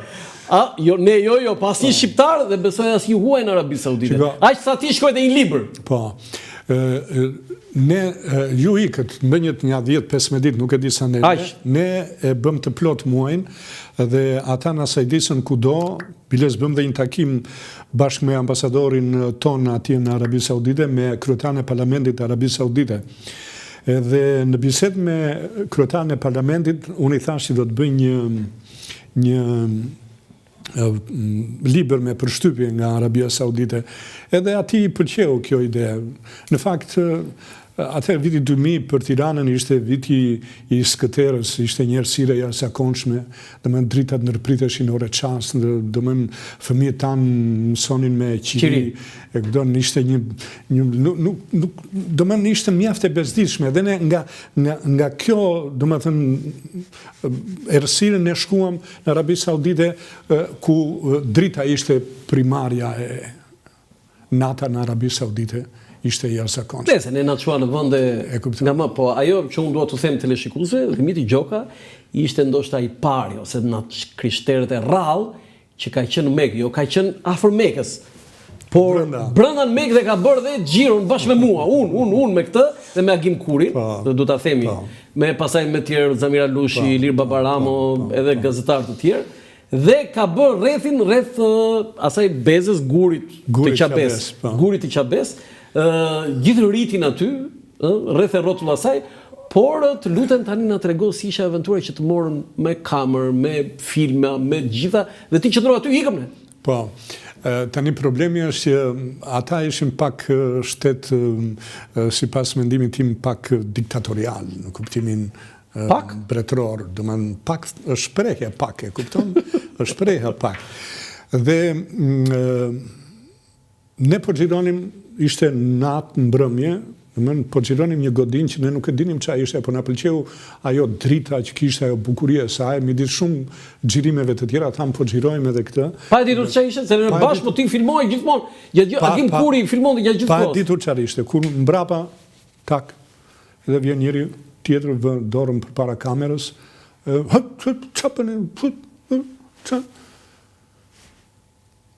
na marrin, na çojnë në rajonin e policisë. Edhe na thonë me në Riad kjo. Në Riad, në kryeqytet. Me shenja. Nga Albania jemi të ftuar, i thamë nga Alabama, Americano. U çua njëri nga ta, domethënë si duket tepër kështu impulsiv ai. Americano, Alabama. No Amerikan, jo Amerikan. Albanesi, Albania. Edhe i shpjeguam, munduam, i bëm dhe hartën aty në një letër, i atregonim, po asu binden më në kush ishte Shqipëria, dhe ase dinin fare, domethënë ta. Pastaj morëm telefon ambasadorin, i cili ndërhyri, e kupton edhe na liruan. Më pastaj në tregotat Mekës. Si u futën Mekë? Se bashkë me ne ishim. Po. Dhe 3 ditë në qytetin e Mekës. Po. 3 ditë në hotel. Po. E në harruan fare atje. Po unë kisha si qëllim domethënë të bëja një dokumentar për shkollën tonë. Për shkollën tonë atje. Edhe shumë miq e shoh këtu na thanë që na bini një shenjë nga Meka, nga Arabia, domethënë. Edhe i them atij shoqëruesit, ka mundësi në një shenjë çfarë mund të marrim. Po më tha dhe guri këtu tha është i shenjta, edhe një gur po ta marrësh këtu tha, e ke të shenjta sepse është brenda rrethit të Qabesit. Vendit bekuar. Vendit bekuar. Po, morëm gur, pastaj morëm ca gjëra të tjera, morëm ujë dhe... Atë ujin e bekuar. Po, e morëm. Dhe pastaj, të nesërmen, ne na priti ju kishit ikur. Jo, një sekund, përpara një, si u futën në Mekë, se aty është ajo, ti ishe i krishterë. Po, domethënë, problemi është që unë thash, vërtet jam i biri i Koços dhe Janës. Por ne një Zot kemi. Dhe në prezencë të shoqërusë. Një shoqërusë që kishim ne, po. Putha atë mermerin e hyrjes, po. E putha atë mermerin. Domthon pasi kishim bërë dhe një rotacion, qelluam 7 herë, domthon jo, ai ishte më pas. Atë shejtani me gur. Me gur. Është vend tjetër. Po. Jo në Mekë. Edhe domthon dhe ju lanë të futeshin? Hym brenda, po, na lanë. Po si ka mundësi? Po, ai shoqërusi se çfarë tha, domethënë, se çfarë bëri vetëm. Edhe unë emri Roland nuk është emër mysliman. Na lanë të hymë, kupton? Na lanë të hymë. Po jo, ne rritin e bën gjithë. Ne më shumë jo për të thënë që një krishter hyri në Mekë, kupton, edhe do më respektoj myslimanët. Unë kujdoj që ja kam thënë, edhe në libër që kanë lexuar e kupton, janë çuditur që shne ti krishter, domethënë libri ke shkruar me shumë dashuri. Të shkosh të respektosh domethënë musliman nga njerëz fanatik të krishterë, kupton? Ne u ritëm, ne u ritëm pak, ishim të vegjël në 67-ën kur u mbyll feja dhe pothuajse ne u ritëm pa këto adetet e kishës e të xhamive. Unë në një moment kur bëra bisedë me kryetarin e Parlamentit të Arabisë Saudite, i thash që unë kam marrë grua muslimane i lëvizi nga vendi. Si është e mundur, pra një krishter na ka marrë muslimane. Po kur i thash që 3 motrat e mia kanë marrë të 3 muslimane, muhabeti nga 20 minuta takimi që ishte caktuar, vati 2 orë. E kupton? Si aty 2 orë. Domethënë që ti na morë një, po ne të kemi. Po juve u futën brenda në burg, ë? Atje në izolim, ë? Po, në izolim. 24 orë. Po, 24 orë. Jo, morë dhe kamerën e kamerën atje gjitha ato. Po si u kthyen pastaj vetëm kur ndryri ambasadori? Ndryri ambasadori, pastaj që morë vesh që ne ishim të ftuar, nuk e dinim çfarë godinë ishte. Unë parë dëgjova, jo dëgjova, po e pas ishte polici fetare. Na erdhën mua dhe Ilir Babarama na ndaluan atje pse nuk kryenim rritet. Po. Pastaj unë i premtova kryetarit të Parlamentit të Arabisë, i premtova i do bëj edhe një libër për përshtypje dhe një dokumentar. Libri ka shumë bukur. Dhe ma kërkoi ambasada e Arabisë Saudite këtu në Tiranë më pas, e përkthyen ata, i çuan një përmbledhje të përkthimit, e kupton. Edhe dokumentarin e pan, e pëlqyen, e superlative, dhe cilësova dokumentarin nga që ne xhiruam natën, nata e ëndrrës saudite. Dhe unë kërkoja ushtarin e Qabes dhe më kujtua Demir Zykua, edhe kujtova Demir Zykon për të jurës nga guri Qabese, këtej nga guri Qabese andej, se kemi diskutuar bashkë atje, unë kam bërë 200 kilometra në bas gurit, me Furistrat me atë Abdurrahmanin, po e qartë, kështu që kemi kujtime të bukura nga Arabia Saudite. Po nuk do të thotë që unë si krishter, do më thënë të vija një tra në mes për të ndarë krishterimin me muslimanizmin. Mua më ka pëlqyer një shprehje shumë e bukur e Hillary Clinton, kur vati për të parë në takimin në Arabi Saudite. Më vjen keq thotë që nuk e kam njohur më përpara fen muslimanët. Kështu tha? Po, tekstualisht kështu, kur vati për të parë në takimin në Arabi Saudite me mbretin. Më vjen keq që nuk e kam njohur më përpara tha. Ne pam edhe ato villat e Bin Ladenit, villat ato të lagjes Bin Laden, kujtohet? Ne shkuam edhe ne na bëri përshtypje që ne dalim këtu në lëndina, në male, në kodra të bukura me jeshillëk, me gjelbërim, ndërsa ata dinin për weekend në shkretë të tjerë, shtronin qylymat, paksa të dilje nga qyteti, shikoje familje të shtruar qylymat që bënin weekendet e tyre, e kupton, në mes të shkretë të tjerës. Një ndryshim i jashtëzakonshëm midis vendit ton edhe atyre. Dhe tjetra që më bëri përshtypje, meqense jemi këtu, ata kishin vendin e parë në botë në kohën që ishim ne me 4 milion ton gru në vit. Dhe kishin marrë baltën nga lumi Danub nga Rumania, sepse pikrisht ajo baltë nga studimet që kishin bërë në atë pjesë të lumit, ishte pjellore dhe kishin shpërndarë në shumë sipërfaqe, në mijëra kilometra katror të sipërfaqes së shkretirës dhe mbillnin grurin, mbillnin pemët, mbillnin, domethënë një punë të jashtëzakonshme. Sistemi vaditjes në shkret të tjerë. Në çdo fidan ishte rubineti. Ujin e detit e kishin kthyer në ujë të ëmbël, e kupton, e të tjera, gjithë për cilat infrastruktura inspiruan për të bërë këto përshtypje në libri. Nuk mbarojmë let bisedat me Dimitri Gjokën. Faleminderit. Unë kam shijuar shumë këtë bisedë. Faleminderit. Të falenderoj me zemër për gjithë këto histori, këto detaje, kaq të bukura nga jeta jote që e di si them Dimitri, nuk të përkasin vetëm ty. Janë histori e medias shqiptare, televizionit shqiptar, e televizioneve shqiptare, por edhe i artit dhe i kulturës, sepse ti nuk je thjesht vetëm një speaker dhe një regjisor, por edhe një njeri që ke shkruar, ke botuar dhe ke prodhuar. Je producent dhe autori i sa dokumentarëve, se dhe këtë nuk e përmendëm. Unë të falenderoj shumë që ishe në emisionin tim sot. Edhe për mua ishte kënaqësi që u intervistova pikërisht nga ju. Të nderuar teleshikues, ndoqët një intervistë me të vërtet shumë interesante me Dimitri Gjokën, një njeri shumë dimensional në gazetari, në media dhe me gjerë. Nga unë Roland Qafoku, mirupafshim.